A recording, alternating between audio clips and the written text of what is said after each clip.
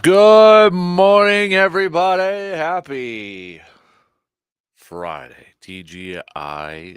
DK Show up on the air on your radio dials of 105.1 FM and 790 AM. Also available online, sportstalk1051.com. You got your Google and Alexa home devices, the app, video stream, rolling YouTube, Facebook, Twitter. What do we got on the game plan? Well, we'll just cut straight to it. The big news, obviously, last night. If you're just waking up and maybe you weren't tuned in to the news, to social media, or anything like that, Corbin Burns gone.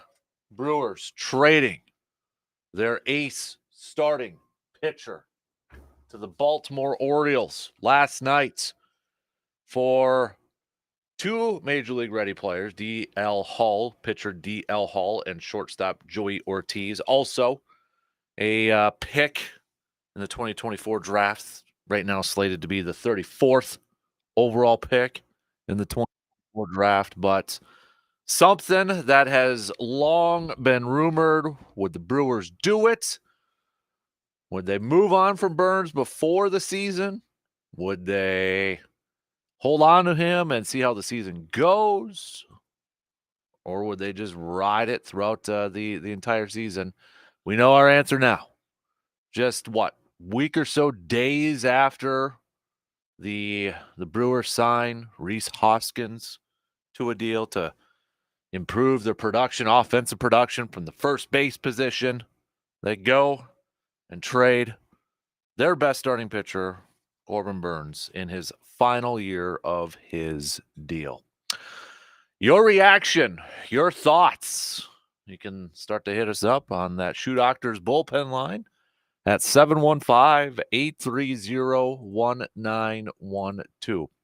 So we'll definitely hit this up coming up here in just a little bit. In more detail, tell you a little bit about who these two players are, what kind of talent do they bring, and does it potentially kind of signal the maybe a next move on the horizon? You're bringing in a defensive shortstop, a shortstop that's kind of ready, maybe plays over at third, but does it kind of now like, all right, Willie Adames, you're on notice right now. You might also be the next guy to be traded here.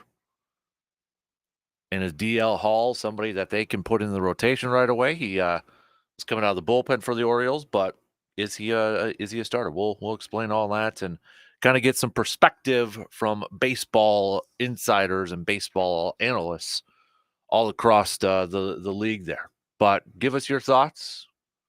Start hitting us up with those texts at 715-830-1912.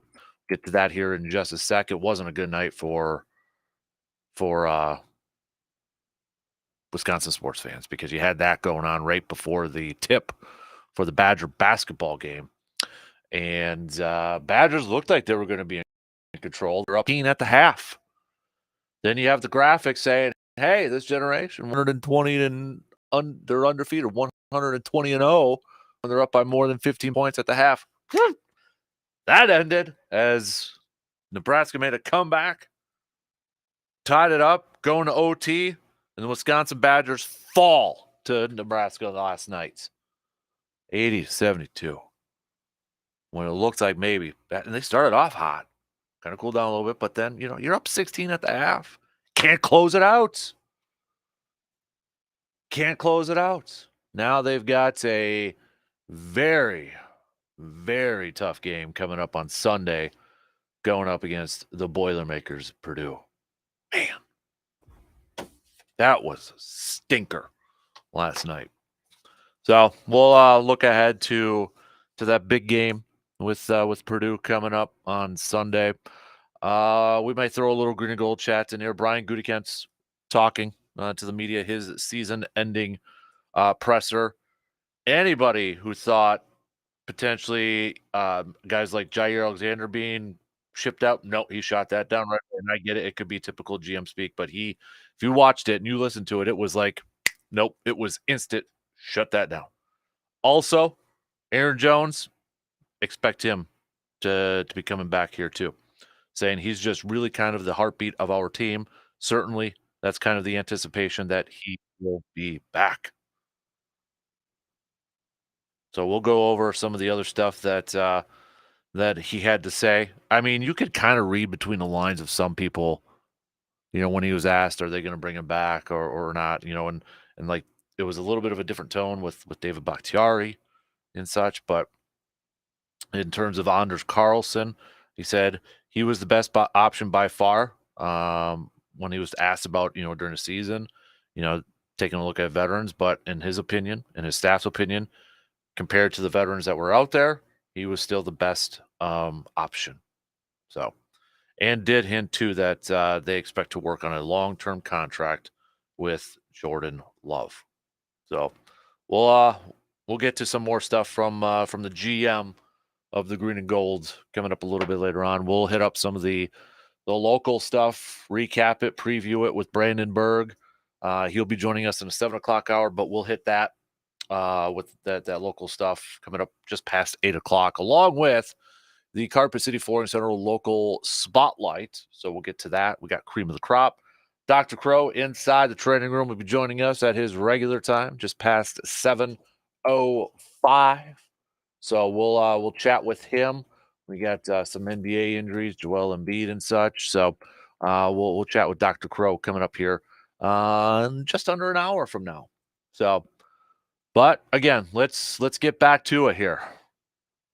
The trade of Corbin Burns to the Baltimore Orioles.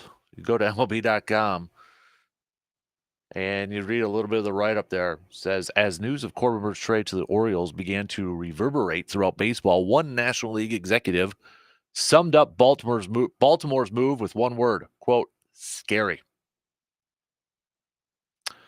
I was reading a little bit from Ken Rosenthal this morning, Ken Rosenthal from The Athletic, and I know probably a lot of you don't necessarily have subscriptions to The Athletic, but I'll give you a little bit of a behind the scenes here, because he wrote a piece why the Brewers had to trade Corbin Burns.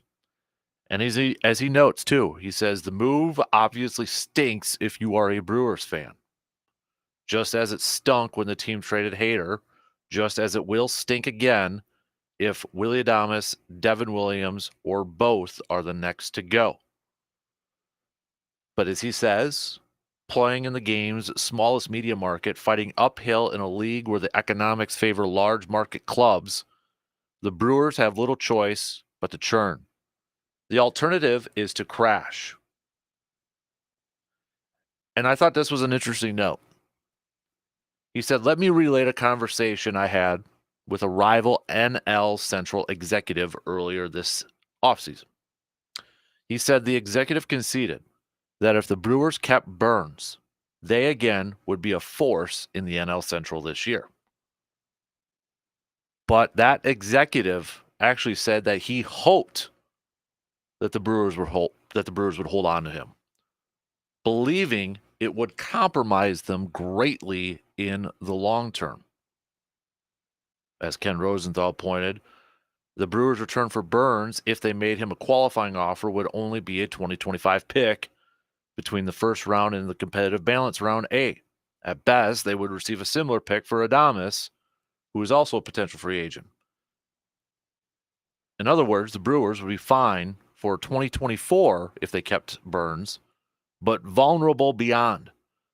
By trading Burns for left-hander D.L. Hall and shortstop Joey Ortiz and the 34th pick overall in this year's draft, they clearly are weaker in the present, but better set up for the future. The pick alone is roughly at the same level as the one they would have gained as compensation for Burns if he had left in free agency. So Hall, a little bit about D.L. Hall. The Orioles used him as a reliever, but the Brewers view him as a potential starter, according to Ken Rosenthal. And he says with Jacob Mizorowski, Robert Gasser, he gives the team the potential to build its next great rotation. Ortiz is a gifted defender who could play third for the Brewers or shortstop if Willy Adames is traded. And as he notes too, all of that is probably a little consultation for perhaps for fans accustomed to watching Burns and Woodruff at the top of the rotation that will now be led by Freddie Peralta and Wade Miley. Fans might have found the Burns trade confusing considering the Brewers signed free agent first baseman Rhys Hoskins to a 2-year, $34 million contract just 10 days before. But as Ken Rosenthal notes, alas, this is the unfortunate shell game small market teams must play. What he means by that, kind of trying to do that balancing act, trying to stay competitive, somewhat competitive maybe for 2024, but also planning for the future, trying to stay competitive for the immediate future.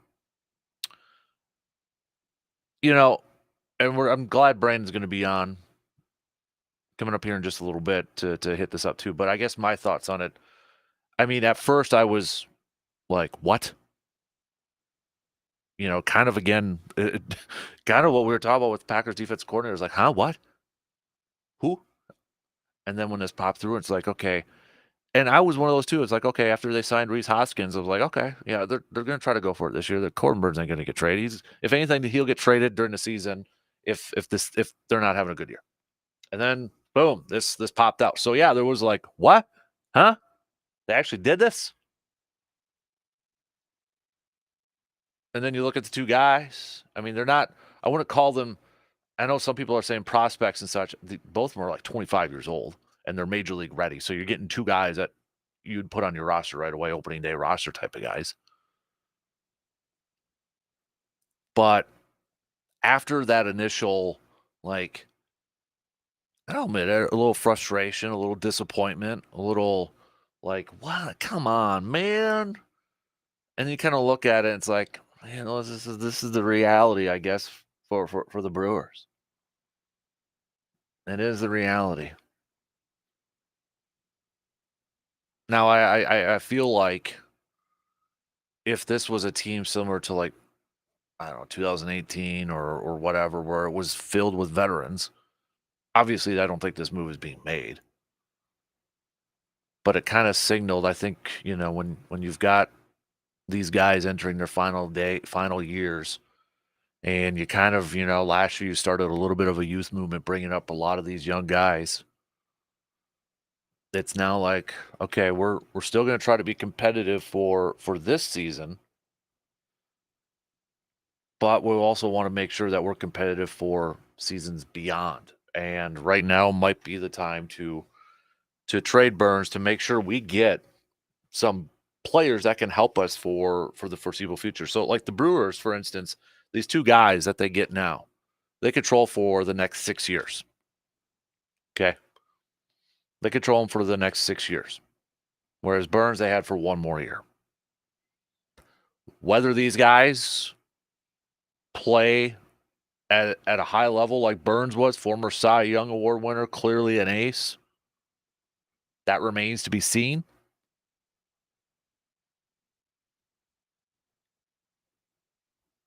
So as much as it's frustrating as a Brewers fan, as much as it's disappointing because it takes a hit on the season, there's no doubt I mean, it's going to, you know, it's going to reverberate throughout the locker room too. I mean, you had Contreras already kind of tweeting about it, like with a bunch of emojis and such. I think it's going to, you know, initially for a lot of those players on a team, it's going to like, God dang it.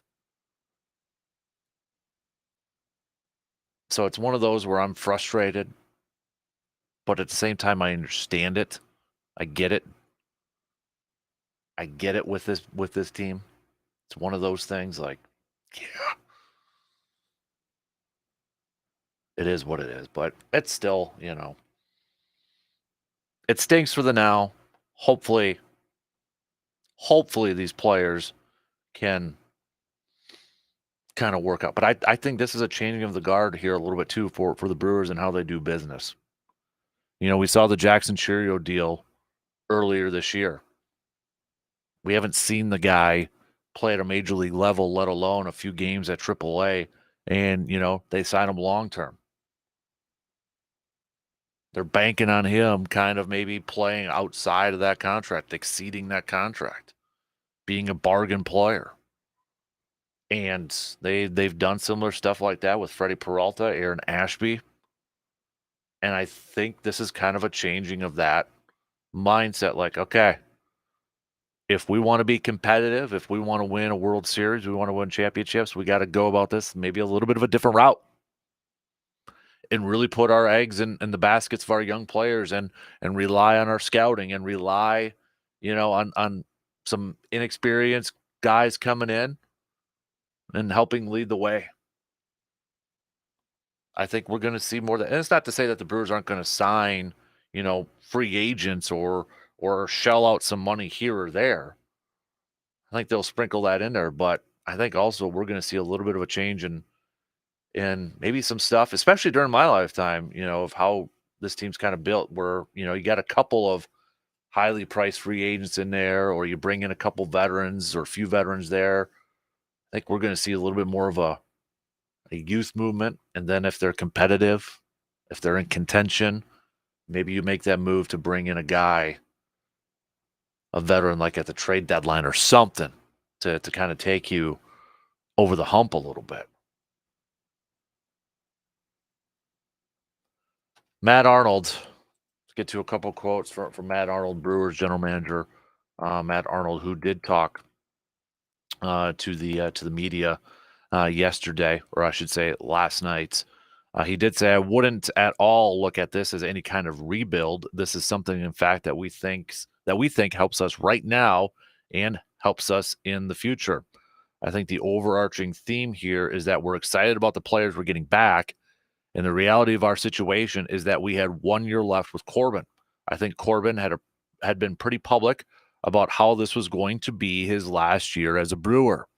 And so we felt like the opportunity to help our team right now with players like DL Hall, who was outstanding in the playoffs last year for the Orioles, is very young and major league ready. Joey Ortiz, who we liked a lot, and a late first-round pick is a very well-balanced and exciting deal for us.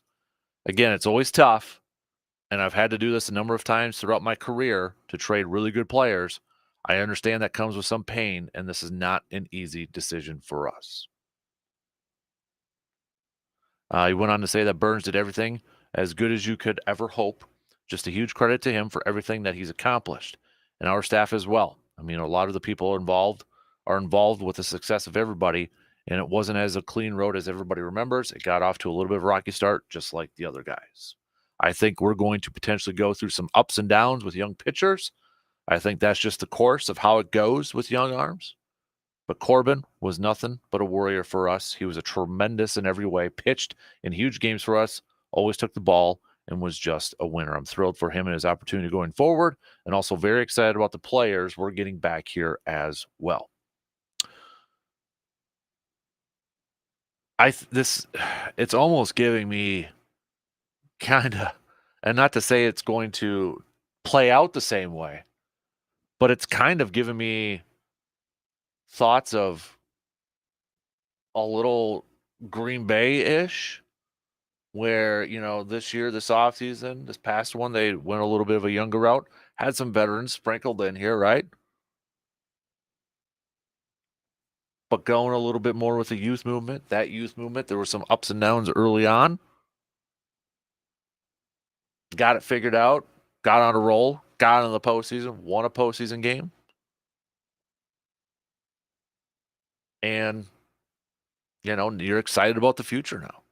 I think that's best case scenario for this Brewers team, is to kind of follow that same path, a similar path to what Packers did. Talking about Hall, Matt Arnold said, whether he's going to be coming out of the pen, starter and such. He said, frankly, I want to talk to him a little bit about it. We think he's going to have success in either role. I'd like to spend a little more time talking to him. And then in terms of Ortiz, Arnold said he's thrilled to play anywhere. The guy's a gamer, hard-nosed kid, a great defender, gold glove caliber type is in our reports. He did say, too, with less than 2 weeks before pitchers and catchers report, that he didn't really necessarily close the door on any other moves being made, saying, I'm certainly open to more conversations. I certainly wouldn't shut any conversations down at this point in the offseason. I feel like we're going to get a Willy Adames trade soon. That's just me, but I feel like you bring in another shortstop, a guy who's ready to play. I know they said possibly third. You got Tyler Black, who can play maybe a little bit third, but now is Tyler Black going to be that other first baseman? Could he be first base? And then you got this guy. I would not be surprised if Willy Adames is traded before the season, at some point in the season, too.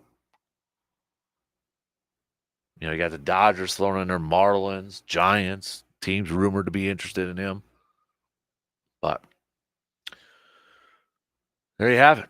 What are your thoughts? We'll go through some of your messages. We're going to take a quick break here. We'll get your reaction, your thoughts on the move of Corbin Burnes being traded.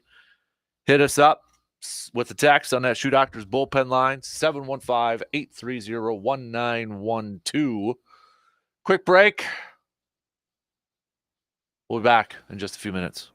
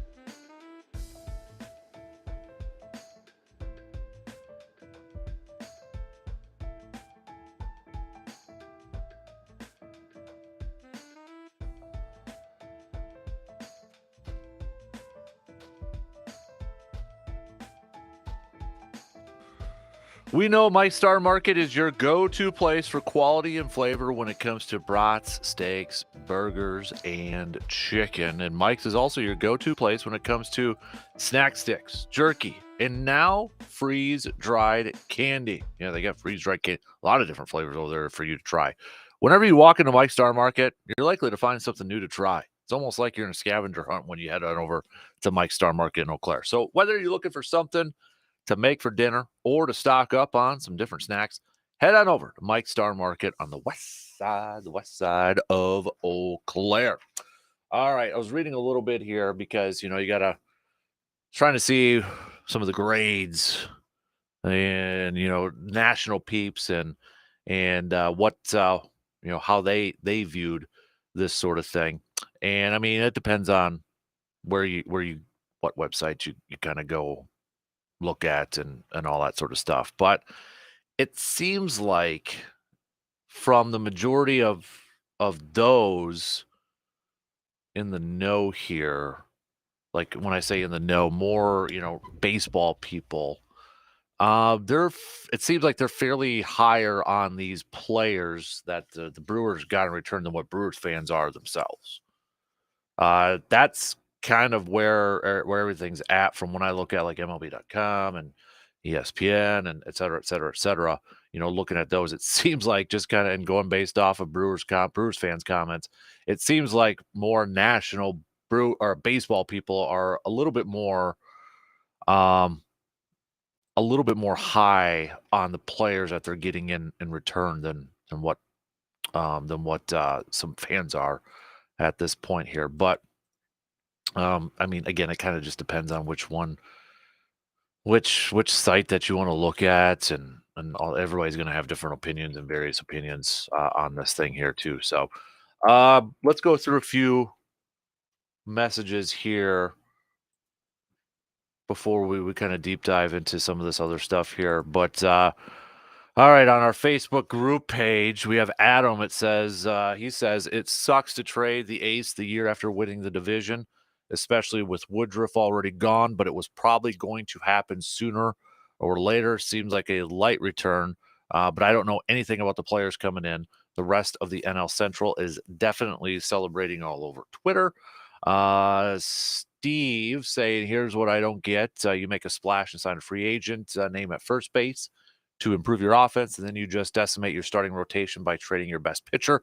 I get it. It was his last year. They weren't going to sign him, but I would rather they make a run with him and let him walk in free agency than take the comp pick. This seems like they're giving up. Well, it's a little bit more than the comp pick, but get what you're saying there. Chris says the Orioles trade has been rumored for 2 months. The way I see it, the Brewers have been window shopping their minor leagues for that time, pointing at a player like a kid points at a candy bar and mom shakes him off. Finally, she agrees to a small Tootsie Roll and a little pack of Smarties and a promise of a bigger candy bar later, probably going to be a Charleston Chew. Peter says, I like it, especially the draft pick. Timothy says he's in the last year of his contract. What do you think was going to happen? Get the best deal that you can. If you wait until the trade deadline, you risk him getting hurt. Then you get much less. Let's all be real here. We knew this day was coming. I think, yeah, I would agree with that part that we all probably knew that this day was coming. That at some point it was whether it was going to be in free agency, whether it was going to be a trade before the season, whether it was going to be a trade, during the season and such. I think all of us knew at some point this was going to happen. This was going to happen. Some other comments on our Facebook group page and such. Let's roll them up here because we got a bunch of people chiming in on this certain topic. Kind of going through some of these. Kevin saying 25-year-old prospects at 25. Are they still prospects? Feeling like the shortstop that they got back could mean that Adames is soon to go too. Brian saying not too happy about this. Thought they had a real good shot this year of going deep. So there's kind of some. Let's go to the other Facebook page up on here. Bring them up here. Bring it up because A lot of people, David saying proof positive this team has zero commitment to winning. Bill, as they finally have a legit first baseman, I thought for sure they would keep him to go all out to get to the World Series. I'm not sure how I feel. Starting rotation from Travis. Starting rotation should be interesting. Freddie the ace at this point. Well, right now he probably is at the top of the rotation there. We've got Chris, another Chris, also chiming in, saying, I understand Brewers fans are upset. I was upset initially too, but looking at the bigger picture here, you get two players who are solid players with an upswing, more control. In in return, you have to send your best pitcher, yes, but this is the nature of the business for the Milwaukee Brewers. Everybody who says, you want another owner, I'm not quite sure if that's a talk to text. I'm going to try to decipher this here, Chris, but I think he's trying to say it's kind of hard. Chris say if you want another owner, somebody has to step up and offer a big deal for Mark Ananasio. It doesn't just magically happen. I think that's what you're trying to say. I don't know if there's a little talk to text there. I apologize, Chris, if I kind of butchered that over there. Another one, a lot of text to get to here. I'll try to get through everybody's here. Dave also saying, I understand we're all upset as Brewers fans, but we knew that this was going to come at some point in time. I'm fine with doing it before the season started. We saw the youth movement a little bit last year. You're right. It kind of reminds me of the Packers. While it stinks right now to see Corbin Burns go, you're getting a couple of players who are ready to play now. A lot of Brewers fans wanted players that would contribute right now, and that's exactly what they got with these two guys. Let's wait and see how it all plays out. Everybody is so quick to jump the ship. Chill out, fans. Okay. One fan willing to be a little bit more patient. By the way, if anybody wants to know, Puxatony Phil did not see his shadow, apparently. So, early spring, which we're kind of already experiencing here in Wisconsin. Happy Groundhog's Day, by the way, everybody.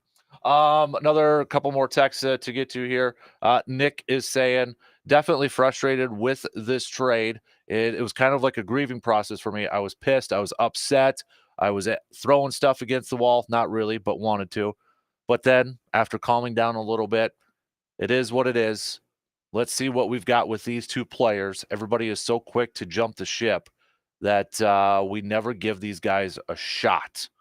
Let's wait it out, see what happens with the new starter and shortstop. Do you think Willy Adames is probably going to be on his way out? Kind of mentioned a little bit earlier, but yeah, I mean, the writing's kind of on the wall. At some point, Willy Adames is going to be gone. He's going to be traded. I mean, you bring in a plus defender. We went through the Matt Arnold comments a little bit earlier about how he was raving. He's a Gold Glove type of player and such, but we won't know until he actually gets on the field and such. The big thing here, again, I think it's a change in my opinion, I think this is a change in philosophy going forward where, we're going to try to ride the coattails of a lot of young talent and try to get them at bargain prices. What they did with Jackson Chirio, a little bit with what they did with Freddie Peralta. They kind of did it with Aaron Ashby, although he was hurt all season long and didn't get to see him last year. He signed that long-term deal. I honestly feel like this is going to be the wave for the Brewers. They didn't do it with a guy like Corbin Burns. When he kind of started off, pitched well, then in his second year really struggled, came back nicely. But it got to a point where it was like he wasn't going to sign a long-term deal for whatever money it was because he knew the trend that he was going at, the level he was going at, he was probably going to make bank by hitting the free agent market. So I honestly feel like the Brewers are this is the wave of the Brewers going forward. They're going to try to lock up long-term young talent and try to make them bargains and try to win that way. Which, let's see if it works out. And I guess at this point with a smaller media market. And that's the thing, too. I will say, for everybody who's kind of criticizing Mark Anasio, and I've criticized him, too, and I've, questioned some of his moves here, too. The one thing he can't change is the media size market, is the media dollars coming in. I mean, you could go out there and try to get to the highest bidder, but your highest bidder is going to be nowhere near a lot of the other markets. In fact, all the other markets at this point in time. He doesn't have that income in there. So everybody who gets upset about park name changes and all that stuff, that's the only way he's going to get income for there because he's not going to get a huge media deal to get some more money flowing into that way. Unless there's some magical media company that'll go in there and say, hey, we'll give you all this money to air your games and this, that, and the other thing. That's the one thing he can't control is the media size. And that's where money comes from too. Heck, sponsor the first base, second base, third base, home plate for all I care. If that means more money coming in for payrolls and that, I don't care at this point. Make it a NASCAR looking field for all I care. If that's what's going to help keep some talent in here. What is it? Major League like that? What was the movie that had all the I'm blanking on that. Anyways, a couple more messages to get to here. Greg saying, I don't like the move. I was a big Corbin Burns fan. Just kind of following his career throughout. I don't know anything about these two players, like a lot of Brewers fans who are maybe overreacting a little bit to these two players because you don't know anything about them. But overall, I didn't like it because I was hoping at least the Brewers would stick it to Craig Counsell and the Cubs for at least 1 year. Another texter here saying, hey, at least he didn't go to the National League or even a Yankees team in the American League. I kind of thought a little bit about that. I was like, hey, at least he didn't go to the Cubs. He didn't go to the Mets. He didn't go to the Yankees. Didn't go to the Dodgers. Went to Baltimore. I guess if he was going to go to a team, why not Baltimore? Team like that or Toronto or something like that. But another texter here. This one's from Benjamin. Benjamin chiming in saying that while I didn't like the move initially, after the emotions kind of calmed down here a little bit, I'm interested to see these two new players coming in. I do think Willie Adames is going to be gone at some point soon here. I agree with you. I think we're seeing a change in philosophy with how the Brewers are going to construct teams. For all the Brewers fans that have complained over the years of falling just a little bit short or not investing, let's try something new and let's see if it works out. Another texter saying, for all the Brewers fans that are complaining and griping right now, what else did you expect? Did you really think that they were going to keep Burns for the long-term deal? Everybody criticizing Mark Anasio and his money or the amount of money that he's about to spend or doesn't spend. I think that's what's supposed to say. For the money that he doesn't spend, he can't magically just grow it on trees. I don't think he's in it just to get butts into the seats. I do think he has a budget that we don't know what it is, but it's clearly not as big as some other owners in baseball. Another texter, a lot of people text in, holy moly. Another texter here. This is Mike. Mike is saying, kind of going with that, it looks like. Mike is saying, if Brewers fans are really upset about Mark Anasio and his money, the only way that we're going to get more money is if a big-time owner comes in. But the reality is that just because a big-time owner would come in doesn't mean that they necessarily would have bigger payrolls like the Mets, like the Dodgers. It's all based off of media-sized market. Let's relax a little bit, Brewers fans. It sucks because we can't have bigger payrolls. It's just the nature of the beast in baseball right now. Okay. Wow. I know we got to get a few more to get to here, but hey, keep them coming. All right. I'm going to break this all down with Brandon Berg, our resident Brewers experts. And was talking a little bit with him last night. He told me he's probably not going to get a lot of sleep because this is going to be something he's going to look at. But we'll get his thoughts on the players coming back as well. What does he think about it and such? Brandon's usually kind of level-headed with this thing, so we'll see what he has to say coming up in the 7:00 hour. We got to take a quick break though and finish up this first hour. Keep your thoughts coming. I'll try to get to everybody's texts. We got a bunch of them here. We'll be back in just a few minutes.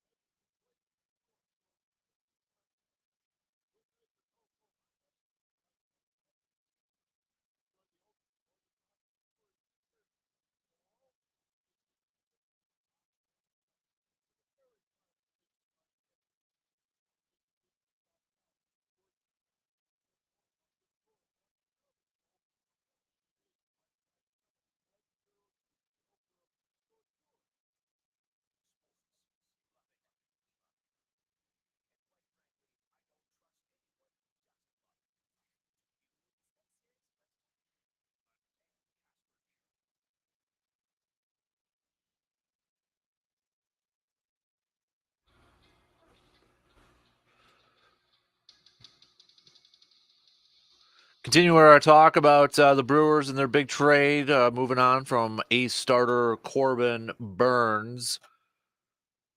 Looking at some analysis again from MLB.com. This is about Ortiz, their infielder, shortstop that they returned. Quote, "There's no question Ortiz will be able to handle shortstop in the big leagues. He has great hands, outstanding actions, and plus instincts that combine with an excellent internal clock to make him close to an elite level defender.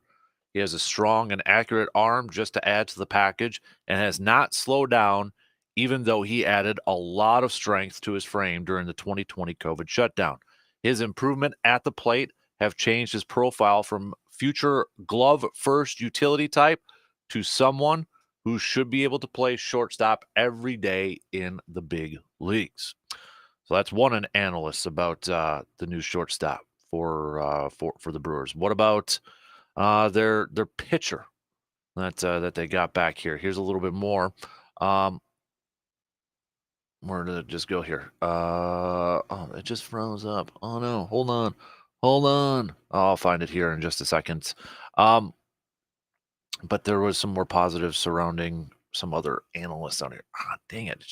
I had it up and it froze. All right, let's go to a couple of other texts around here. Unless, yeah, okay. Where'd it go?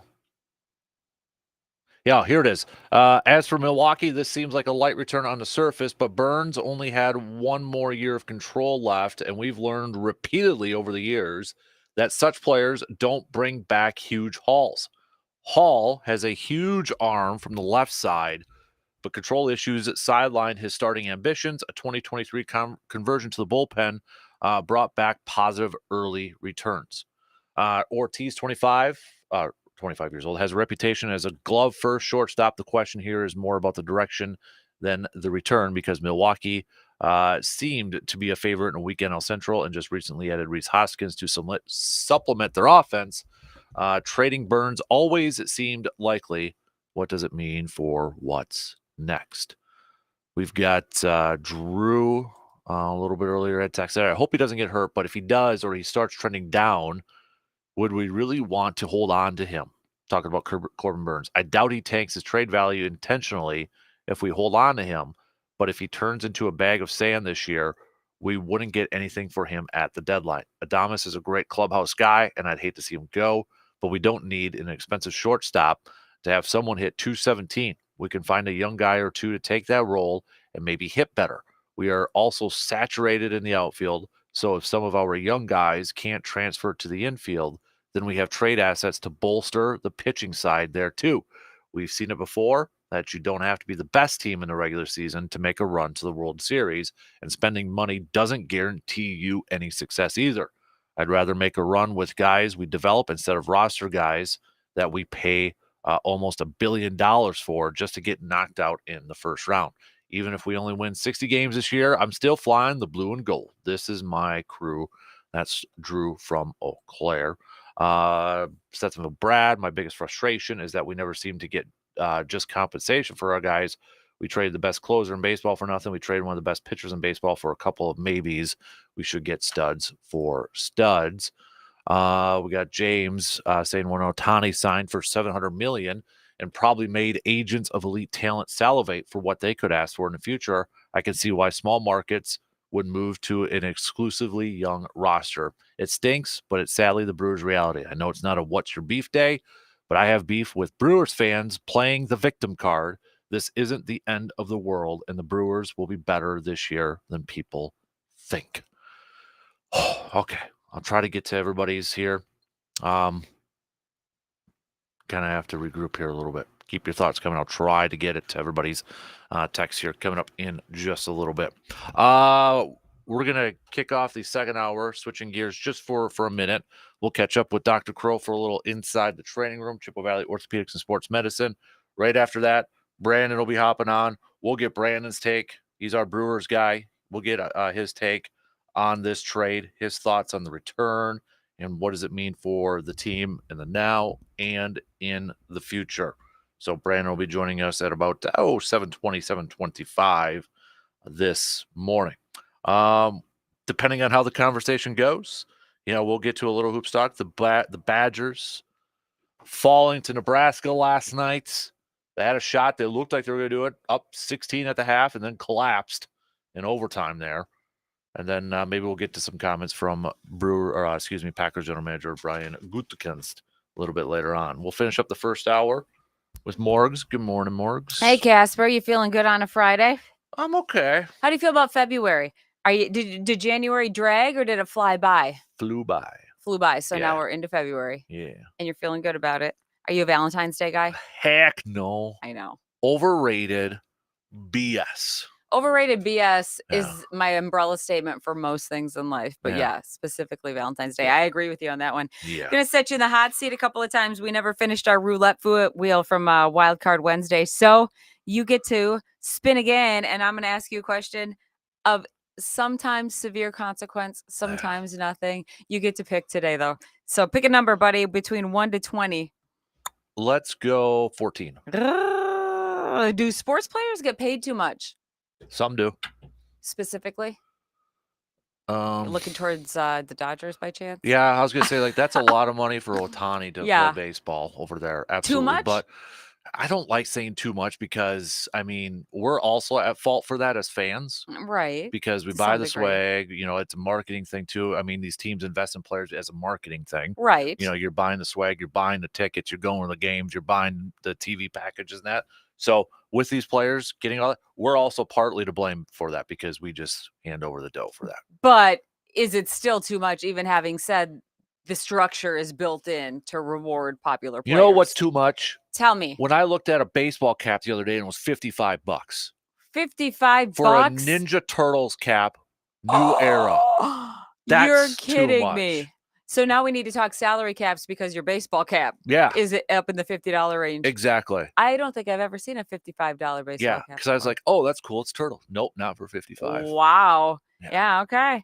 Back to 1 through 20 then. Spinning the wheel, land on. Let's go 3.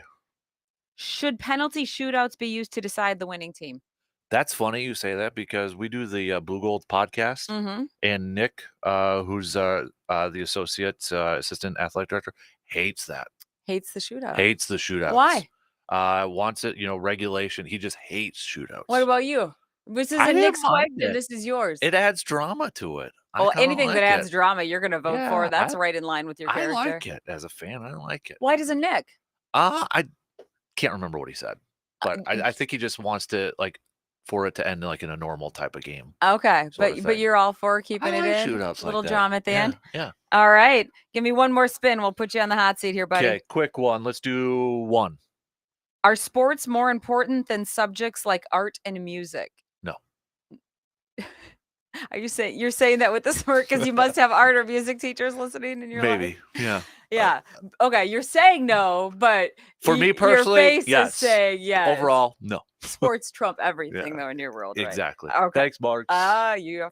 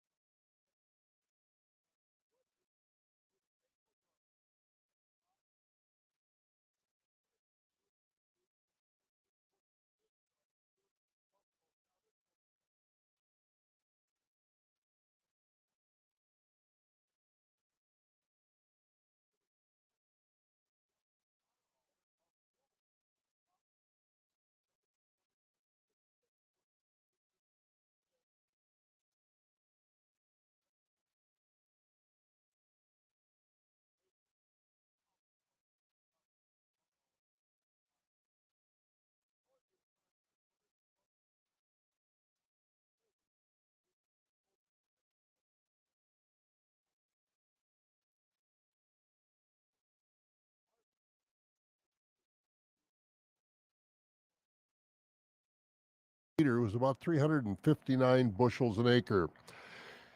And the USDA's National Agricultural Statistics Service cattle report came out this week showing lower cattle numbers. All cattle and calves in Wisconsin as of January 1st total 3.2 million head. That's down 150,000 head from January of last year. And the Wisconsin State FFA Alumni and Supporters Convention starts today in Green Bay.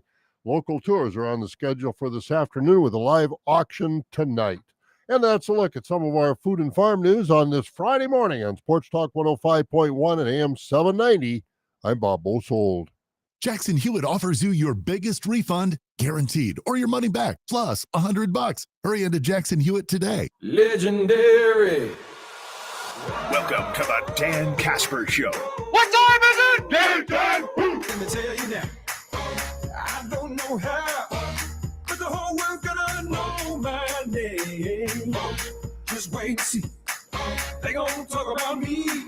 Things ain't never gonna be the same. This is the Dan Kasper Show. Make way for me. Make way for me. You know I'm gonna be legendary. All right, second hour kicking off on this Friday morning. Groundhog's Day. Happy Groundhog's Day, everybody. Puxatony Phil didn't see a shadow, so 6 weeks of or early spring here, which, I mean, come on, it's already spring. Got golf courses opening up for crying out loud in our area. So coming up here, we're going to catch up with Brandon Berg, sports editor, Chippewa Herald. We'll catch up on some of the latest goings on with our prep scene and such. Obviously, getting back to plenty of Brewers chat with Brandon, too. We got Cream of the Crop. We'll have the Carpet City Flooring Center local spotlight. We begin this hour catching up with our good buddy, Mr. Dr. Crow, Chippewa Valley Orthopedics and Sports Medicine.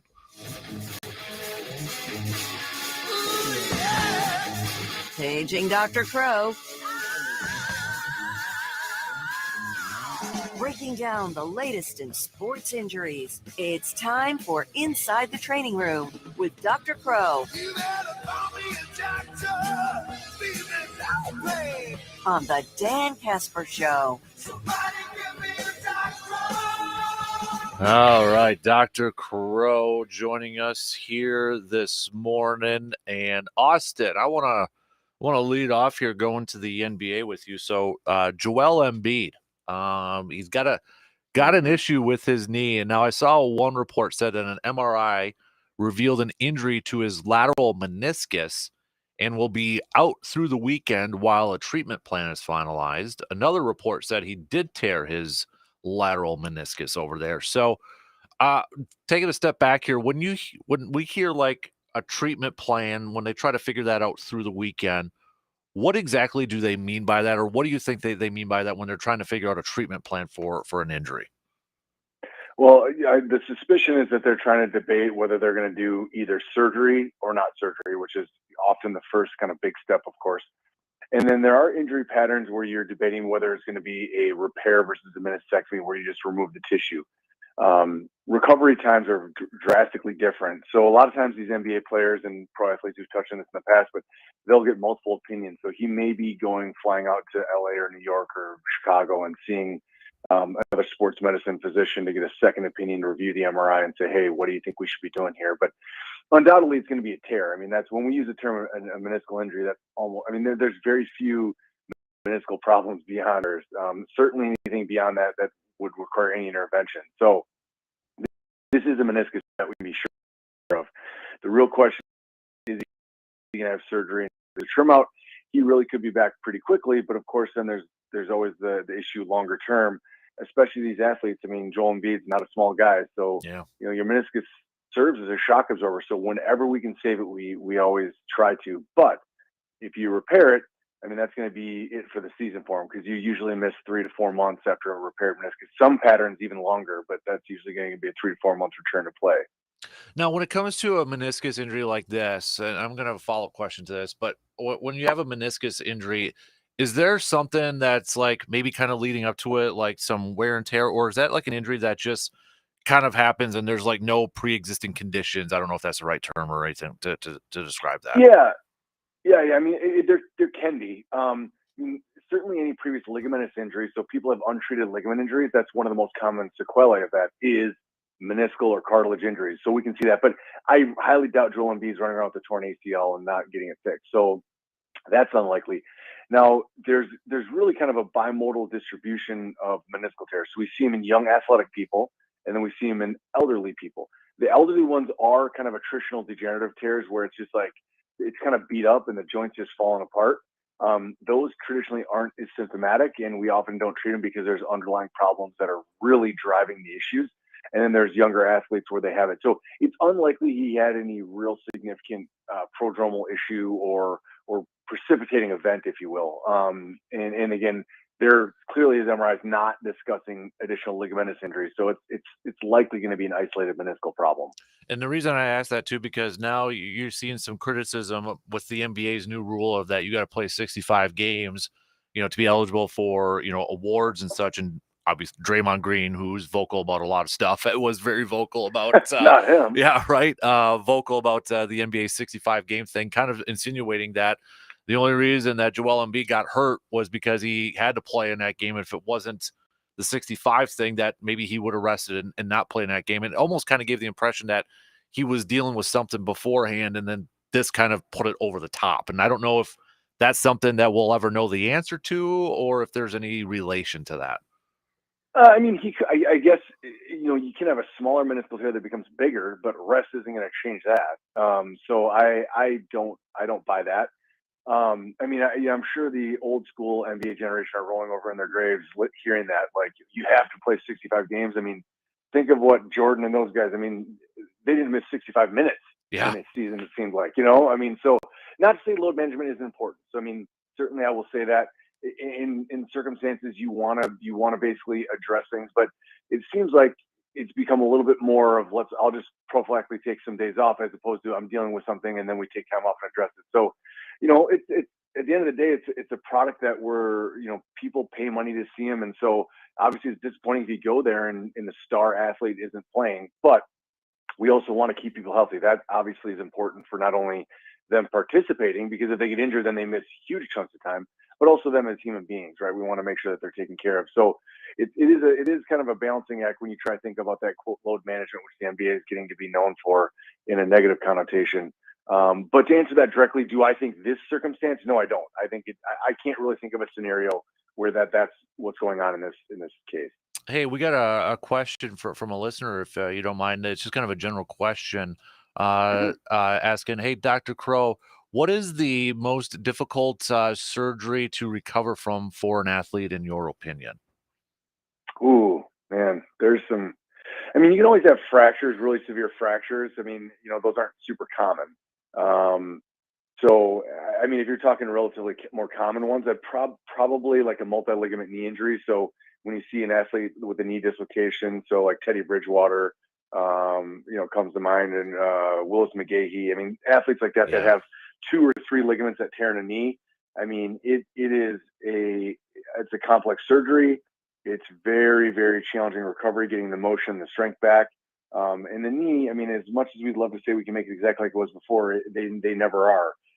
So in my opinion, now, then again, my specialties are knees and shoulders, so that's going to be my wheelhouse. But, and then again, you can always throw in some crazy fractures. So, I mean, I guess, Tiger Woods had an injury and recovered, and he's an athlete. That's obviously related to a car accident. So that opens up a whole Pandora's box, because there are a plethora of bad fractures that you never, ever want to have. But as far as sports injuries that we see, at least in reasonable numbers, I would say multi-ligament knee injury is pretty high on that list. Actually, another quick texter here said, last couple of weeks I've heard you guys talk about scar tissue.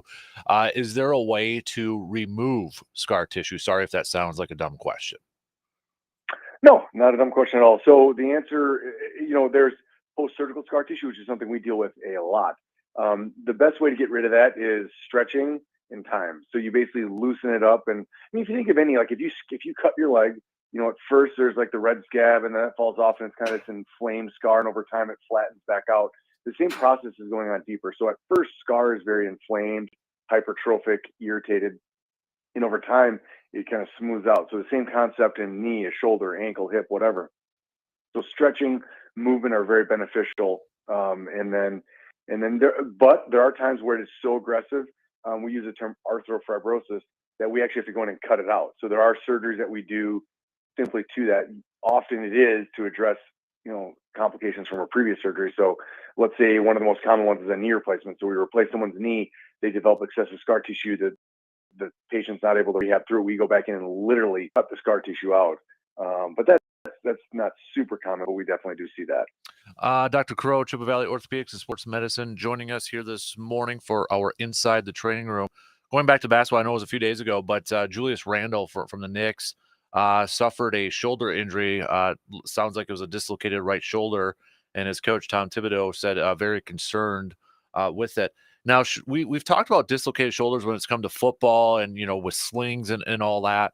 Basketball is a little bit different. Obviously, arms are moving up and all that sort of stuff. So would recovery time be a little bit different from a dislocated shoulder for a basketball player, maybe as compared to a football player who can maybe wear a sling and put a Kevlar vest on or something like that? Yeah. Yes. I mean, contact sports, absolutely. I mean, there's been numerous studies that have shown this. Contact sports definitely have a much higher instance of redislocation. That being said, basketball isn't considered, an easy sport for that because of what you mentioned. So with a shoulder dislocation, it's almost universally the position that really gets them in trouble is, elevation, external rotation, abduction. So think about like throwing a baseball, bringing the arm back up and out. And basketball players, they're going up for rebounds, they're wrestling for the ball. That position is not rare. So I am sure that he's had an MRI of the shoulder, of course, to assess the damage. And when you dislocate a shoulder, it gets damaged every time, 100% of the time. It never comes away unscathed. So he's going to have an injury either to the joint, to the labrum, or the capsular ligaments of the shoulder. And so depending on the severity, his surgeon must feel that this was a relatively mild kind of injury pattern and feels that rehab is an option. Now, with football players, we'll often put them in shoulder harnesses or a Sully brace that does help some. The problem in a basketball player, I mean, if you can, they basically prevent the arm from going in that position. Well, if your arm can't go there, you can't really use it. So I can't imagine a basketball player would be able to shoot, and I've never really seen a basketball player in one of those. So really, you're kind of just crossing your fingers, getting back out there.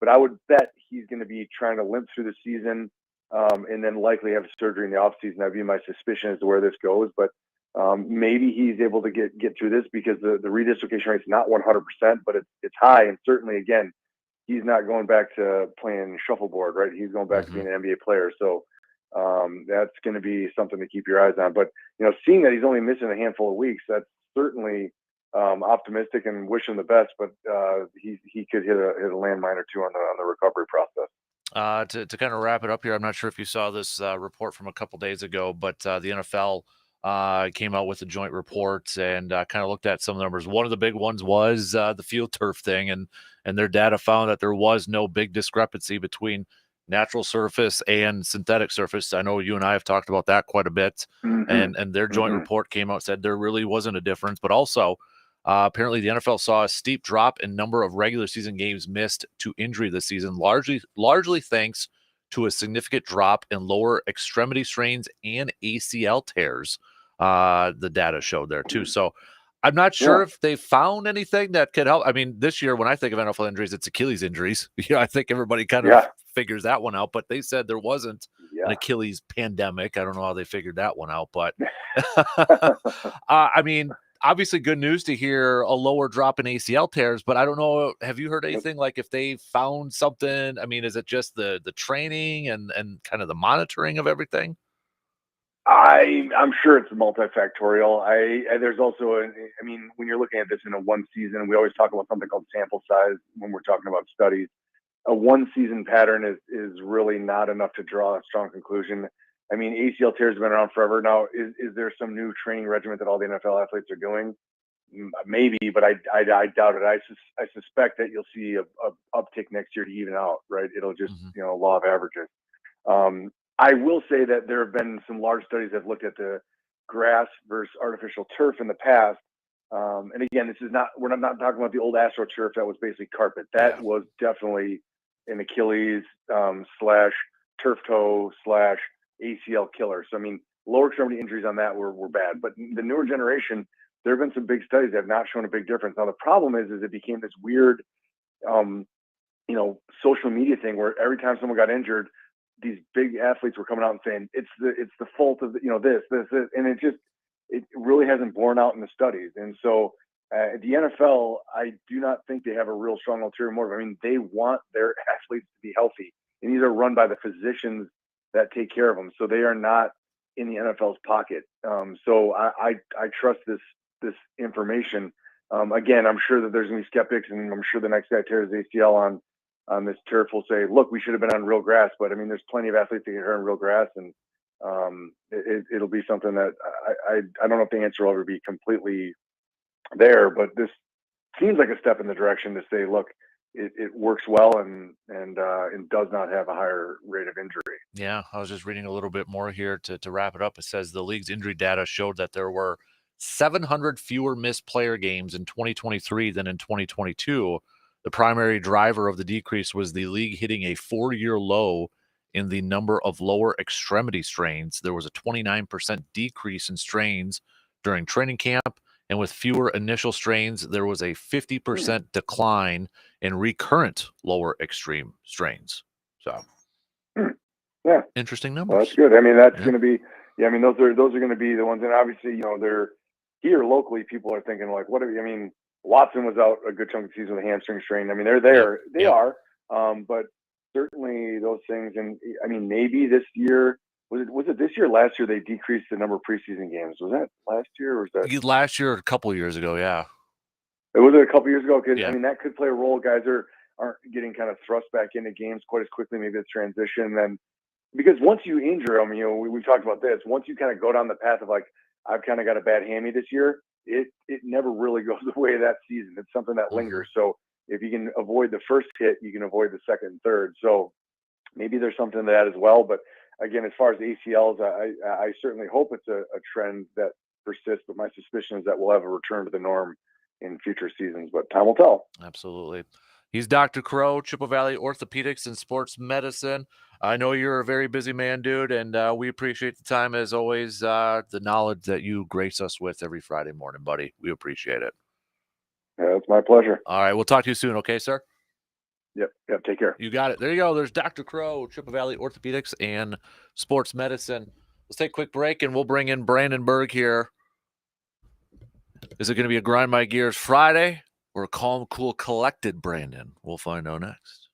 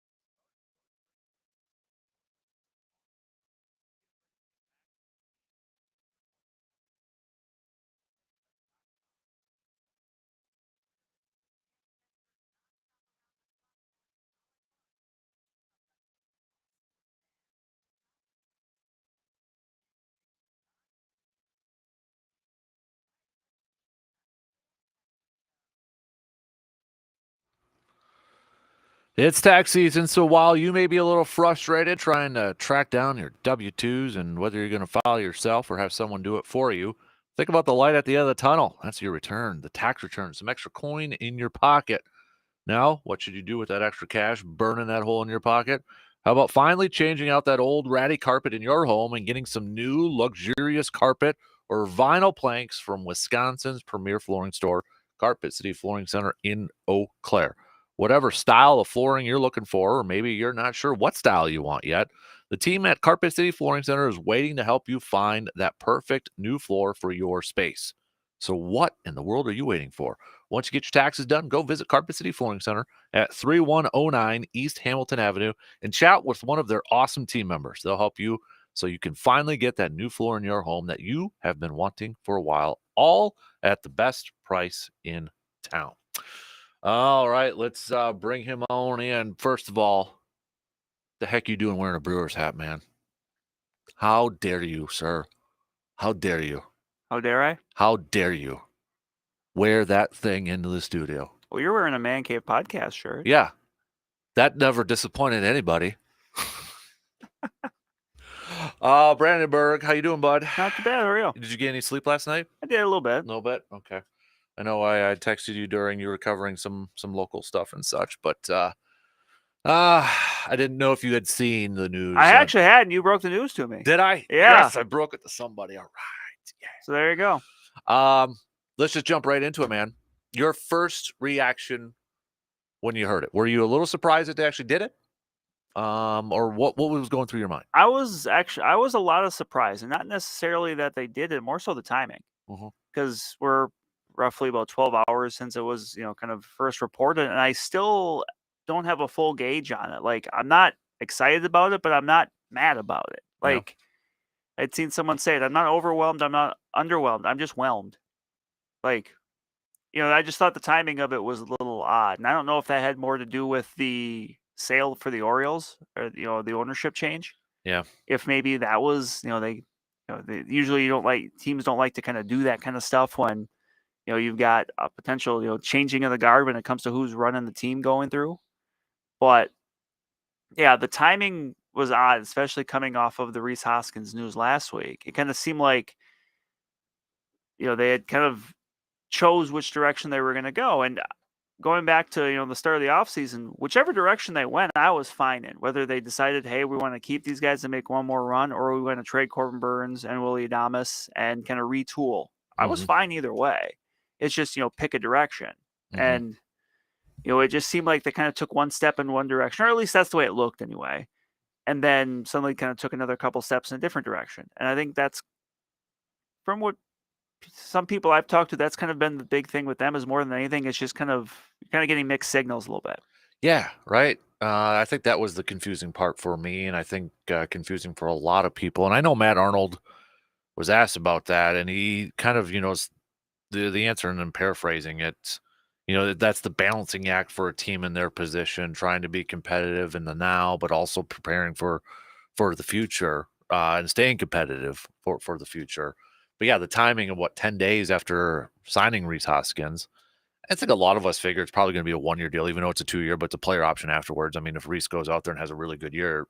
Ideally, it's a 1-year deal because he goes out, gets the cover off the ball and then gets to be a free agent next year. Right. Exactly. So, I mean, I'm kind of like you, where if it frustrated me, I don't know if I'm like really pissed like a lot of people are. Oh, yeah. Like cussing at the owner and all that sort of stuff, and like I'm disappointed, I'm frustrated, but I almost get it, if that makes sense. Yeah, I understand it. Yeah.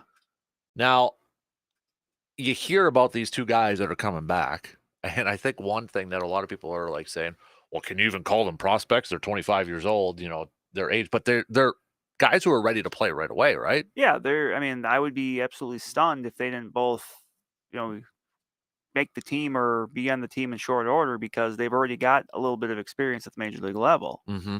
So these are two players that, people are going to be able to point to right away and say, well, we're going to see what, we're going to, we're not going to have to wait 2 or 3 years to see if somebody makes it to the majors to see if they can, if they can be there. Now, saw somebody break this down too, and it's kind of maybe, and I'll get to this idea here and get your thoughts here in a second, but you go from one guy you have for this year to two guys now you control for 6 years. Right. Which is something we know Brewers really prioritize, right? Mm-hmm. Way too early to be kind of throwing this out there, but if they go out there and they ball out, let's say these two guys, I mean, is this kind of like we got maybe our first sign with this with Jackson Cheerio, a changing of kind of how they do things again, where, hey, maybe they lock these guys up. I'm getting way down the road here, but locking more guys up in general, those younger touted players that, the ceiling's pretty high. It's even a risk. But I just feel like, is this the change in direction where they're going to go into that more, where they're going to continue to do stuff like that? I'm not sure. I don't know. I mean, neither of them were kind of heralded at the level Jackson Churio was as a prospect, but not many people are. Right. Like that's not a knock on them. It's just that not many people are. I think Baseball America, Jackson Churio is like the number 2 prospect in the May. And behind Holiday. Yeah, behind Jackson Holiday, who the Brewers were never going to get in that trade. So, and that's part of the reason Baltimore was able to part with a guy like Joey Ortiz, because they have built such an awesome farm system that's now, reaping the benefits at the major league level, that they are able to trade out of it to get an impact player, not unlike when the Brewers traded for Christian Yelich. Now, there are also some fans thinking the Brewers didn't get enough in return. Now, I've seen articles, I've, looking it up, and there's some that says, on the surface, it may not seem like a lot, but when you look at that, Corbin Burnes is entering his final year. It's probably a rental for Baltimore this year, unless Baltimore's ownership all of a sudden new ownership starts spending moolah over there. But how much you factor, maybe Corbin's play last year was a little bit down last year too. Do you think they got enough in return when you look at it? I don't know, because depending on who you kind of listen to, some people say they did, and some people said it was fair. I don't know. I don't know enough about those two to know, but and we may not know for a few years, right? We might not know, but I also think that it's how teams value players like Corbin Burnes, has changed when it comes to he has 1 year. Like I said, he has 1 year left. This isn't 20 years ago where a team would have thrown 3 top 100 prospects to get that guy just because they want him. If there's just a fundamental shift in how teams, value younger talent. Do you think, and Matt Arnold alluded to this, he actually said it last night, where he said, Corbin's been pretty vocal about this being his final year with the Brewers. I got to imagine that factors into trade talks, like negotiations, right? I mean, you got the guy saying, hey, I'm not going to be back, so that lowers the price a little bit, you would think it. He's going to, unless they're absolutely blown away with an offer, they're going to at the very least test free agency, because you don't get very many chances to do it, especially. And Corbin said that too, that when you get to that point, you want to test free agency. Right. So, I'm sure it does, but I don't think very much, because most players in that boat test free agency. So I don't think, it was, let's put it this way. I think it was more so a deterrent maybe for the Brewers keeping Corbin Burnes than it was for a team trading for him, because you just kind of know what you get. Right. You know what you're signing up for there. Good point. That's a good point. So how much are you on the side of the fans who are, this is more kind of ammo or gas the fire of Mark Anasio? Again, because we had quite a few, kind of cussing out the owner here.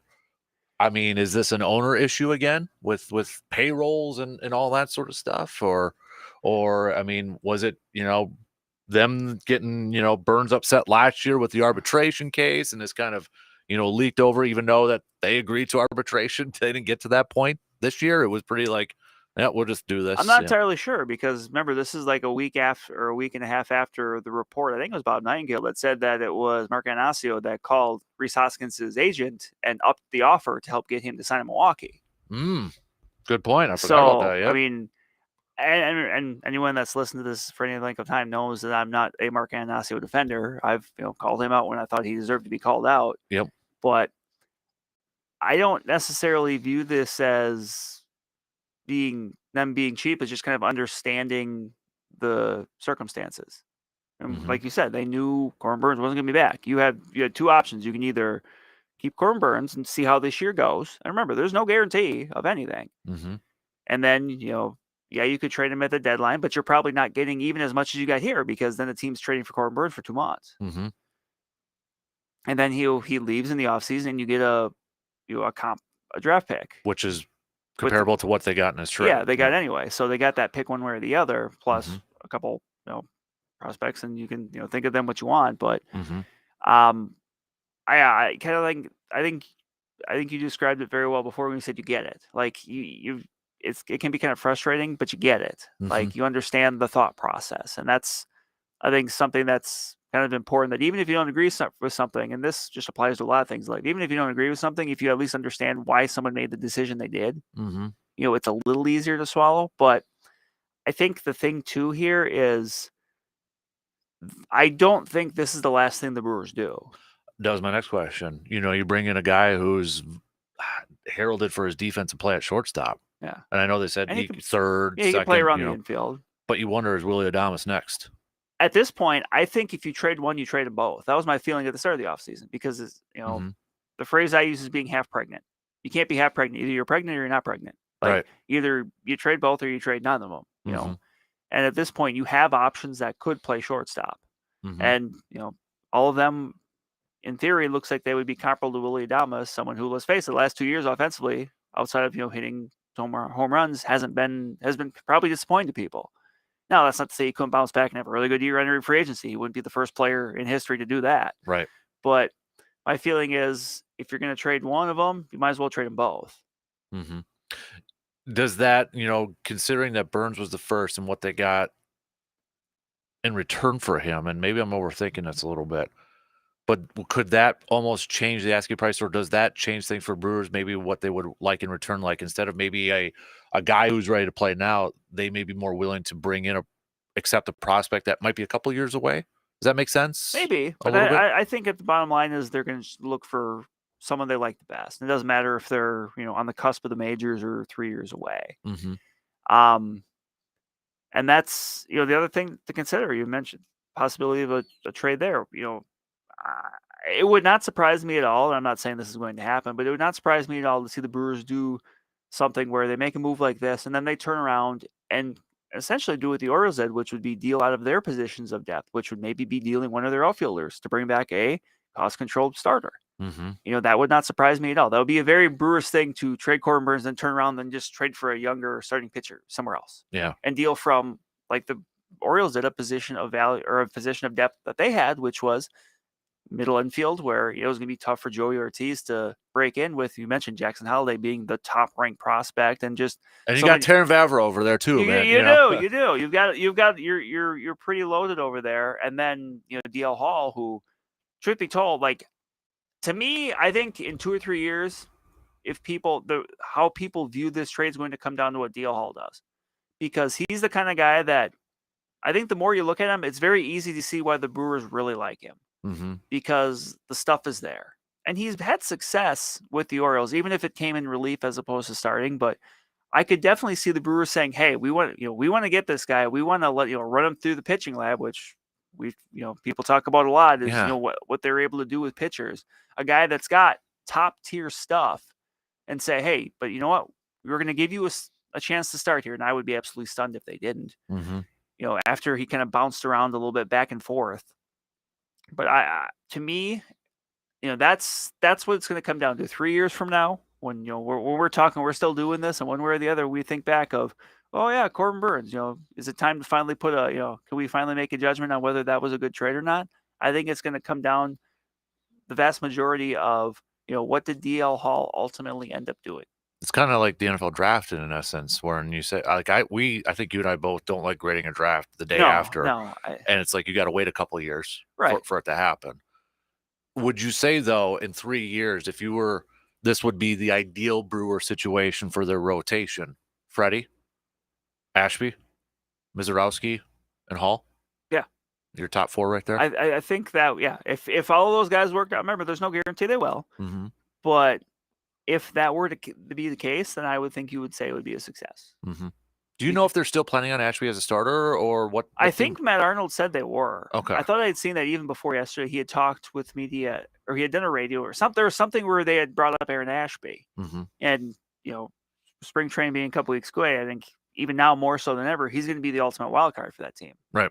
But I think they said they were looking at him as a starter. Okay, because that was the plan last year until he got hurt. Right. In spring training and such. And there was more depth there to where when they brought, if they would have brought him back and he would have been able to come back, down the stretch, it would have been easier to, slot him in as a reliever. So, again, I mean, this, now this, obviously this rotation looks a little thinner than Brewers fans have been used to the last few years, but I would be a little surprised if the rotation was as is 2.5 weeks from now. I mean, it was almost like stages of grief a little bit. I don't know if that's the best. Like I saw it and I'm like, what? Because I was like, they just signed Rhys Hoskins though.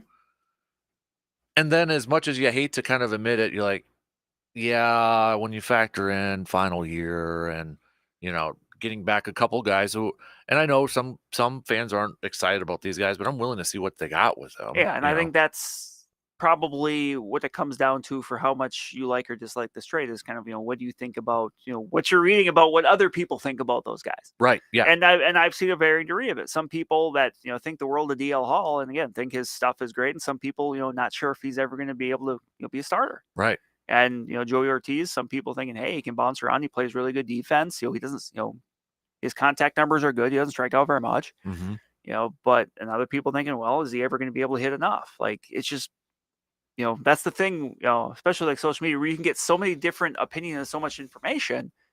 It means you're usually going to see, as we know, with not just with sports, but with anything, you're going to see such a wide variety of it that, it just kind of depends on ultimately what you trust.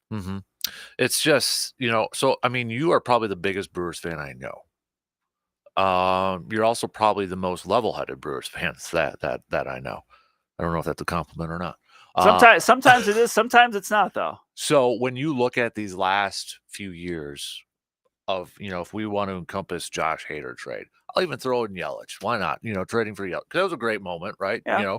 When you look at these last few years, 5, 6, 7, 8 years, whatever, Brewers moves. What is your perception of this team? What is your feeling towards this team? Because you got, again, going back to a lot of people not liking ownership, not liking some of the moves that they got. They don't get enough in return or always kind of letting the expectations down as a fan. When you look back at these last few years of all these moves that the Brewers have made, whether it's been bringing in guys or letting go of some of their best players, what's your feeling towards this? Do you feel like the Brewers have let you down these last few years? I don't think so. I mean, I would certainly like more, but I think I've also been a Brewer fan long enough to know you can certainly be getting an awful lot less.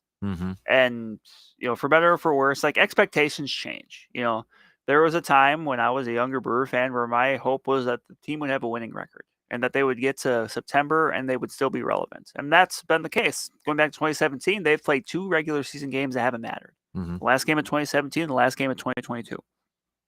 And I think, well, I don't like the phrase, I kind of get what they mean when, the whole bites of the apple thing. Like, I don't know. I didn't like that. I just, the way it was phrased, I didn't like it, but I understand the idea.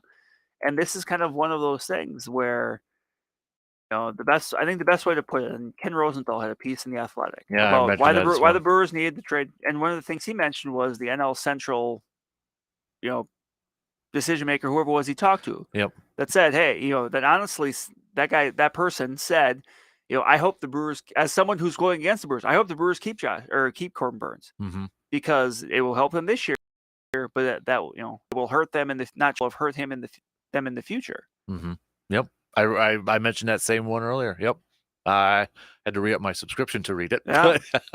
But yeah, you got, I don't know who the NL Central rival is. Yeah, obviously but, they're given anonymity so they would speak freely, but yeah. So that tells you a lot though too. And is that gal wrong?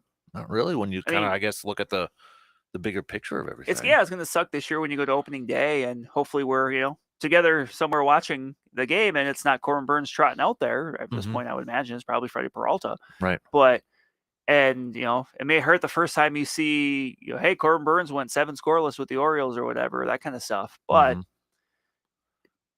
sucks. But as I said, above all else, I get it. Even though the timing was weird, even though I have to say I was very surprised because of signing 2 weeks before, signing Reese Hoskins last week. Yeah. But even though that's all the case, like, I do get it. Like, I get it. And I know we all want our ownerships to have more money to spend, right? Yeah. I mean, we're getting spoiled right now with the Bucks just printing money for whatever they want to do. It's a little different when you compare sports. Obviously, all the major three are completely different from each other. NFL, you've got your salary cap. Basketball, you've got a soft cap with a luxury tax, but you can still, and their rules of trades and contracts and later bird rights is so like it's very tough to I don't even fully understand. It. It's like, well, you got to trade this person, you got this expiring contract. Like, I don't even understand. Yeah, and then you got max contracts for certain players. Supermax. I mean, it's different. Baseball is completely different than too, and I get it. We all want our owners to have more money and such, but there's so many other underlying factors, I think, too, where they can use other income. You have the smallest media market there, which also affects payroll too, because you don't have a bunch of bidders saying, hey, we want to bid to play your games on TV. Right. So you don't have that income coming in. That's something the owner can't change, right? He can't change the media size. Can't change the media market over there. Not say I'm fully backing Mark Anasio. Just looking at the facts there, it's like it's not as big as Chicago. It's not as big as New York. It's not as big as these other ones. So, and then, I know people were even upset when he changed the name of this team. But you want more money. That's what comes in at that point, right?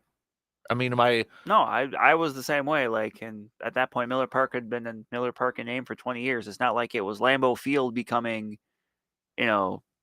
Quick Trip Field or Quick Trip Stadium at Lambeau Field presented by Progressive. Right. Yeah, exactly. So, I mean, I think sometimes we just kind of, I don't know. It's best way to sum it up for me is it's frustrating, but I get it because it's what happens with Brewers baseball. Yeah. And outside of the Christian Yelich trade, which remember when, and now like everybody else, when the Brewers extended Christian Yelich, I was very excited. Now, some people aren't happy about that contract. Well, you can't have it both ways. You can't be, screaming for teams to extend players, and then when they do, and maybe they're not as good as they were prior to that, be mad about it. Yeah, it's kind of a weird dynamic with this Brewers. It is Brewers team and fan base. It seems like, and I think a lot of it is just because desperate for a championship. Yeah, hungry for a championship. We've seen the Packers do it a couple times. Bucks just got one a couple years ago. And it's like, now we want the Brewers to do it. It's like, that's the last one to get that championship. Yeah. And do you think certain fans are just kind of getting tired of always hanging their head on 1982?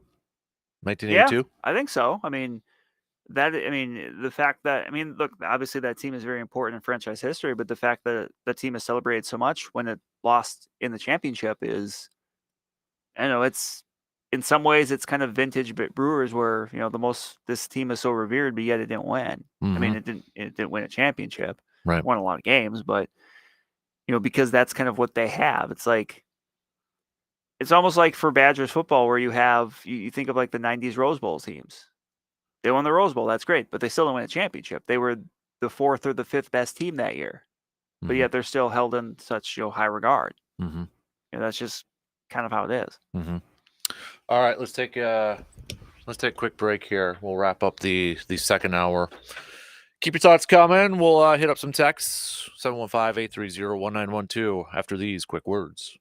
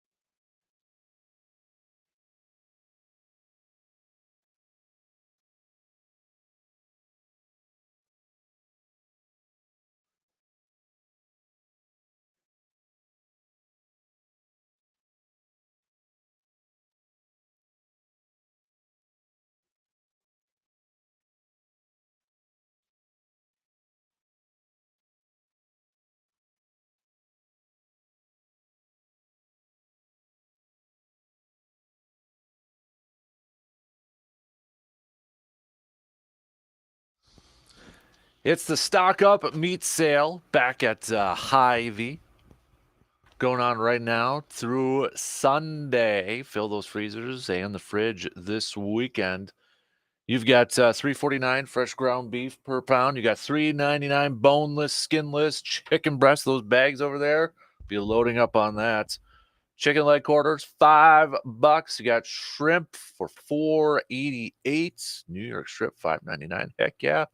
A bunch of good deals. $1.99 a pound for baby back ribs. There you go, big boy.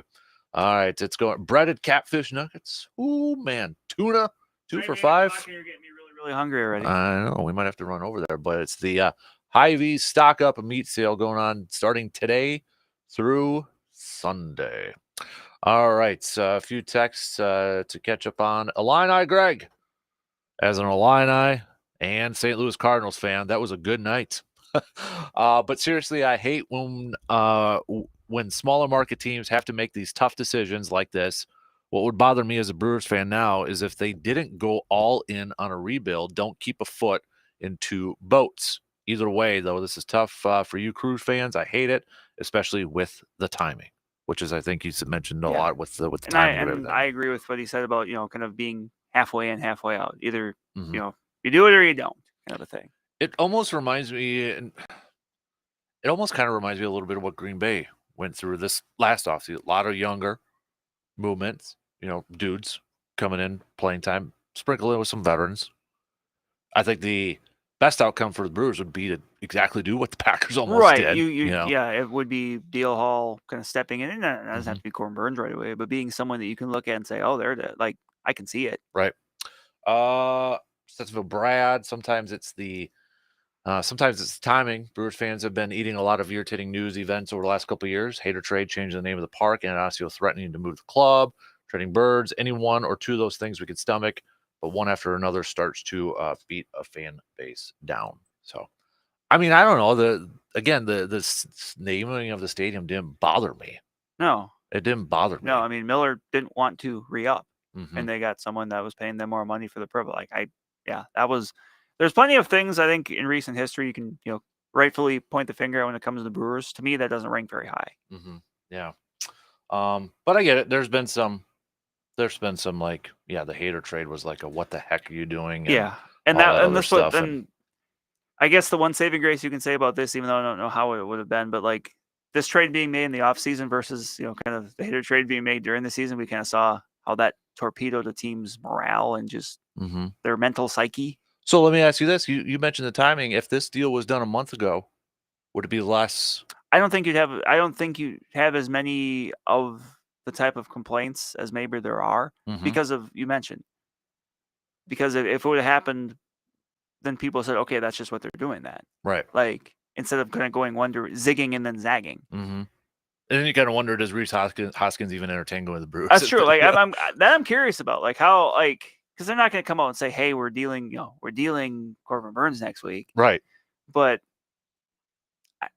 I kind of want to know what he's thinking right now. Right. I mean, I'm sure if he goes out there and balls out and hits free agency again next year, it's not going to bug him one bit. Hell, if they're out of contention, he's still balling out. He could be a trade deadline guy. So, but I'm just now very curious to see what the next move is, because I do think there is a next move. I do too. Be it, maybe it's Willie Adames, but maybe, like I said, maybe it's packaging one of those outfielders and something else to go and get a controllable starter that's still, under team control for the next few years. Do you think Ortiz right now, if you had to decide, and take Willie Adames out of the equation right now, Ortiz is more likely to start at third than Tyler Black to open up the season? Well, the way things are currently right now, you could start Ortiz at third and Tyler Black at first. Okay. If you have Reese Hoskins DHing. So I think you can kind of mix and match and move it around. So, yeah, I mean, right now I would probably pencil Joey Ortiz as the third baseman. Who do you think he, though, is maybe as soon as next year, the shortstop? Yes. Okay. I think so. I think that, that move is made where, I mean, I think ultimately that's the best spot to have him at, because I think his offensive profile fits better at shortstop than at third, where, you lean on someone that has a little bit more of a power bat. Right. But yeah, right now I think 2025 he's your shortstop. All right. if not sooner, depending on what happens in the next 2.5 weeks. This is going to be an interesting spring training, isn't it, for a lot of position battles? And that, I'm kind of curious because for the most part, the last few years, the Brewers going into spring training have been pretty much the same. Mm-hmm. It's been, you've got the pitching and, you have a couple bats, but then it's kind of filtering in around like Yelich and Adames. Like everything else was kind of in flux. Mm-hmm. Now this year, it is way different. And Yep. I'm kind of curious, I get where there's some people that will be disenfranchised with that. That's fine. But I also wonder if for some people because I think for me, in some ways, it's a bit, I don't say invigorating, but it's just because it's different. It's like the next group, we saw that the previous group of Burns and Woodruff, Right. Peralta, and, all these other people that kind of, we saw them grow up before our eyes, put it that way. Yep. And now Homegrown. Peralta is essentially the only one left. You kind of get that. It's almost, in some ways, it's a bit like kind of 2017 was, where we saw these guys kind of emerge before our eyes. Is that going to be different? I'm not saying it's going to be as good. I'm not going to say it's going to be better. I'm not going to say it's going to be worse. But I don't know. To me, it's always a little bit different when you're seeing young guys do it. Let's put it this way: for you, the Packers this past year, Mhm. This past year, in part because expectations were lower, I'm sure it was really enjoyable because for the most part, it's just these young guys that are kind of figuring it out. Versus these are veterans; they should know it. There's that youthful exuberance that kind of comes with seeing them do it versus veterans that you kind of know already can do it. Mm-hmm. Yep. Well said, man. Well said. All right. That's the end of hour 2. Coming up next, we'll catch up on some of the local stuff. Break that down in your Carpet City Flooring Center local spotlight after these quick words.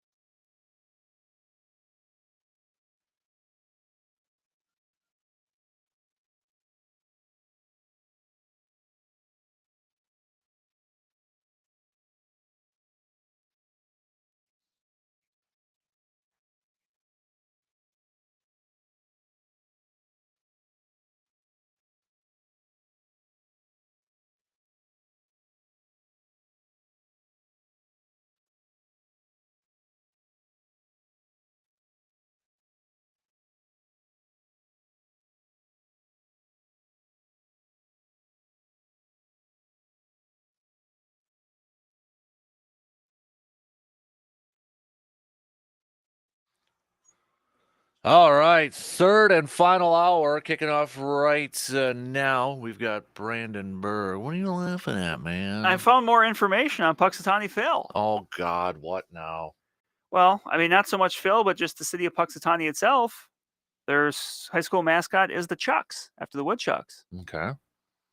And another interesting thing of note related to Chucks, it was also the place where future Detroit Pistons coach Chuck Daly started his coaching career.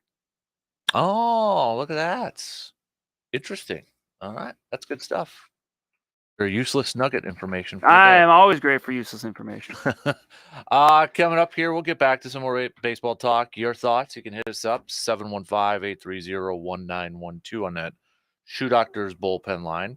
Try to get to some hoops chat with the Badgers. I suppose.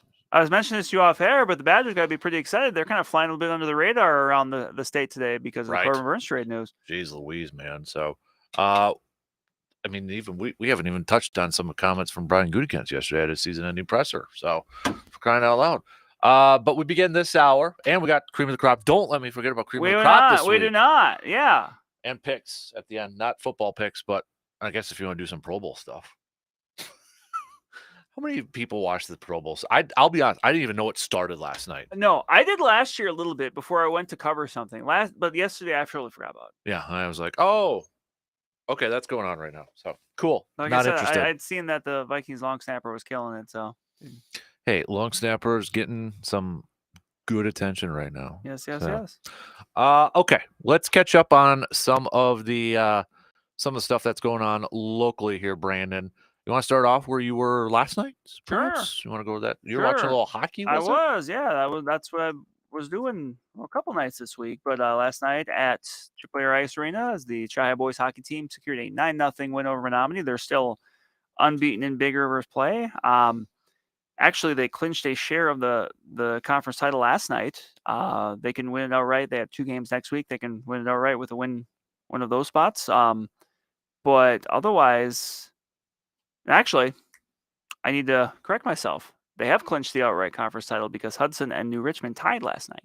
Okay, for boys hockey. Okay. So Chippewa, I mean, they've got the outright conference title clinched. Okay. But the interesting thing about that is, talking with the team after the game, like they didn't know that at the time. They knew they had clinched a share, but the thing with it is, like, it's their first share of a conference title since 1989. So it's been a bit. But in many cases, that's something teams are they're kind of really celebrating, and that's like a major goal for them.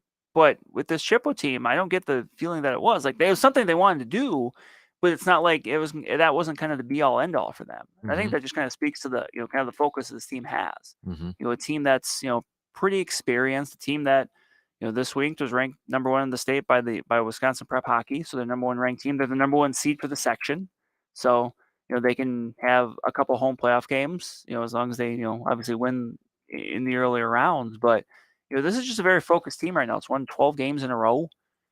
It hasn't lost since before Christmas. Like it's firing on all cylinders. Defensively, they're playing really well. They've posted 4 straight shutouts. I mean, they outshot Menominee like 4-1 as far as shots on goal. Mm-hmm. Offensively, they're deep, but they're balanced. Last night Drew Bovey had a hat trick. You had 3 other guys with 2 goals each. It's a team that you can just see when it clicks what it looks like, and right now this is what it looks like, and it's very impressive. For longtime coach Scott Parker. So they clinched, but is it still because the regular season ends next week? Yes, last week is the last week of the regular season. So with that, I mean, you still got Memorial coming off that big win against Bash last week. Could you see a lot of these teams still in playoff? Oh yeah, a lot of these BRC teams. Looking at that section in the playoffs, Chi has the 1 seed. Memorial's the 4 seed, so those 2 teams could meet in the sectional semis. Okay. On the other half, you've got Bash as the 2 seed, and you've got Hudson as the 3 seed. Okay. So those could possibly be the 2 sectional semifinal matchups. Wow. But Chippewa plays at Hobbs against Memorial next Thursday to close the regular season. Okay. So I mean, that's, even though there won't be any conference title implications there, it's still going. Obviously, that's still going to be a big one. That's always a big game when those 2 get together. Memorial would love to be able to grab a win over Chippewa going into the postseason, knowing they might see them again. I mean, that would be a big momentum booster if they could get that. On the other hand, Chippewa, there aren't many times over the years where they've had the chance to win, at least 2 games against Memorial. And that's a rivalry game. Like, I think this schedule works out well. I think for Chippewa going into the postseason, that they play New Richmond on Tuesday and then Memorial Thursday, and that those are 2 games where, even though the postseason's ahead, you can't really look ahead because those are 2 good teams. New Richmond, they won the conference last year. I believe they won the Division II state title last year. Even though there's many new faces, still you've got kids on that team that won the state title last year, and again, they're coming off a tie with Hudson. So those, you like to be challenged going into the playoffs, and I think that's going to benefit Chippewa, but also Memorial as well. Having Chippewa right there on the edge of the regular season and coming off, you mentioned the big win over Spash. Yeah. It seems like this section, I mean, I feel like maybe we kind of talk about it every time we get to hockey and that, but it feels like whoever comes out of the section's got to be they're going to be battle tested. They're going to be battle tested. They're probably going to be seated pretty highly once you get down to state. Regardless of who it is. So you're right. Like, if you're that one team that makes it out, you're going down to, Madison feeling, like you're confident. Yeah, you're confident because you play, and you would have beat these teams in the playoffs, but these teams in the section have all played each other already during the regular season too. So it's not like that's the only time you played somebody and you beat them. Yeah. Because as you mentioned, Chi High won, Stevens Point 2. Do you think if Stevens Point beat Memorial, is Stevens Point the 1 seed? I think since they were ranked number 1 in the state. Probably. I think you can make that case, and they also want to win over Chippewa. They beat the last team Chippewa lost to was Stevens Point. Okay. So, yeah, I think that case could have been made, but that's all. Don't matter now, right? Right. Exactly. So, I know a little earlier too in the week you were watching some girls hockey. Correct. Right? Girls hockey. So, are they kind of on the same timeline? Yeah. Right now? Yeah. The next week is the end of the regular season. I was at Tuesday's Chippewa Falls Menominee versus Eau Claire area game. It was a game that Chippewa Falls Menominee won 4-0, and that concluded the Big Rivers regular season for Chippewa Falls Menominee. They still got 2 games left. They play at Viroqua tonight, and then they have a big one next Thursday at Central Wisconsin. Okay. Which is a co-op of teams around Wausau. And that's a team that's, really that, we talked about this section, for boys hockey. For girls hockey, I'm very interested to see how that works because in all likelihood, St. Croix Valley, who was the Big Rivers champion, they'll be the 1 seed. Otherwise, you've got the 5 teams from the Big Rivers. You've got Cooley region, which is a lacrosse-based co-op, and you've got Black River Falls, which is a co-op, but Black River Falls is the main school in that. And a lot of these teams have very similar records. Chippewa Falls, Menominee, Hudson, Western Wisconsin, Black River Falls, they're all very similar in their resumes, and they've all kind of beat each other a little bit. Chippewa Falls owns a win over Black River Falls. They have a win and a tie against Hudson. They split with Western Wisconsin. But I'm curious to see how that lines up because you're going to have 7 teams. And you're going to have probably 4 of them, those 4 I mentioned, that feel like they have a pretty good case for being the 2 through the 5. And unfortunately, one of them is going to get left out in the cold. But the 2 seed to me is going to be the most interesting there because of the teams you have that can make the case, because that could mean 2 home games. That could mean avoiding St. Croix Valley until the sectional finals.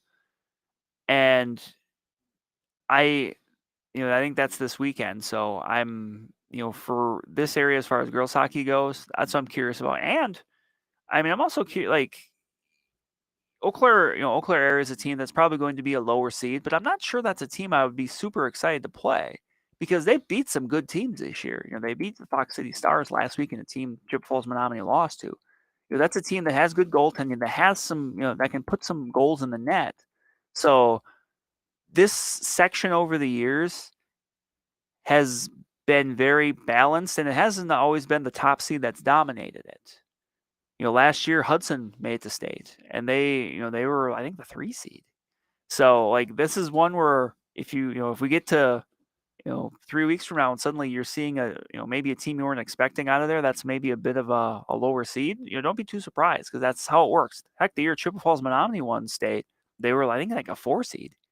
They got hot. Yeah. I mean, hockey is one of those sports. I put it up there with baseball in the playoffs where you get a team that's hot, you get a hot goaltender, you can definitely go further than maybe some people thought you could. Absolutely.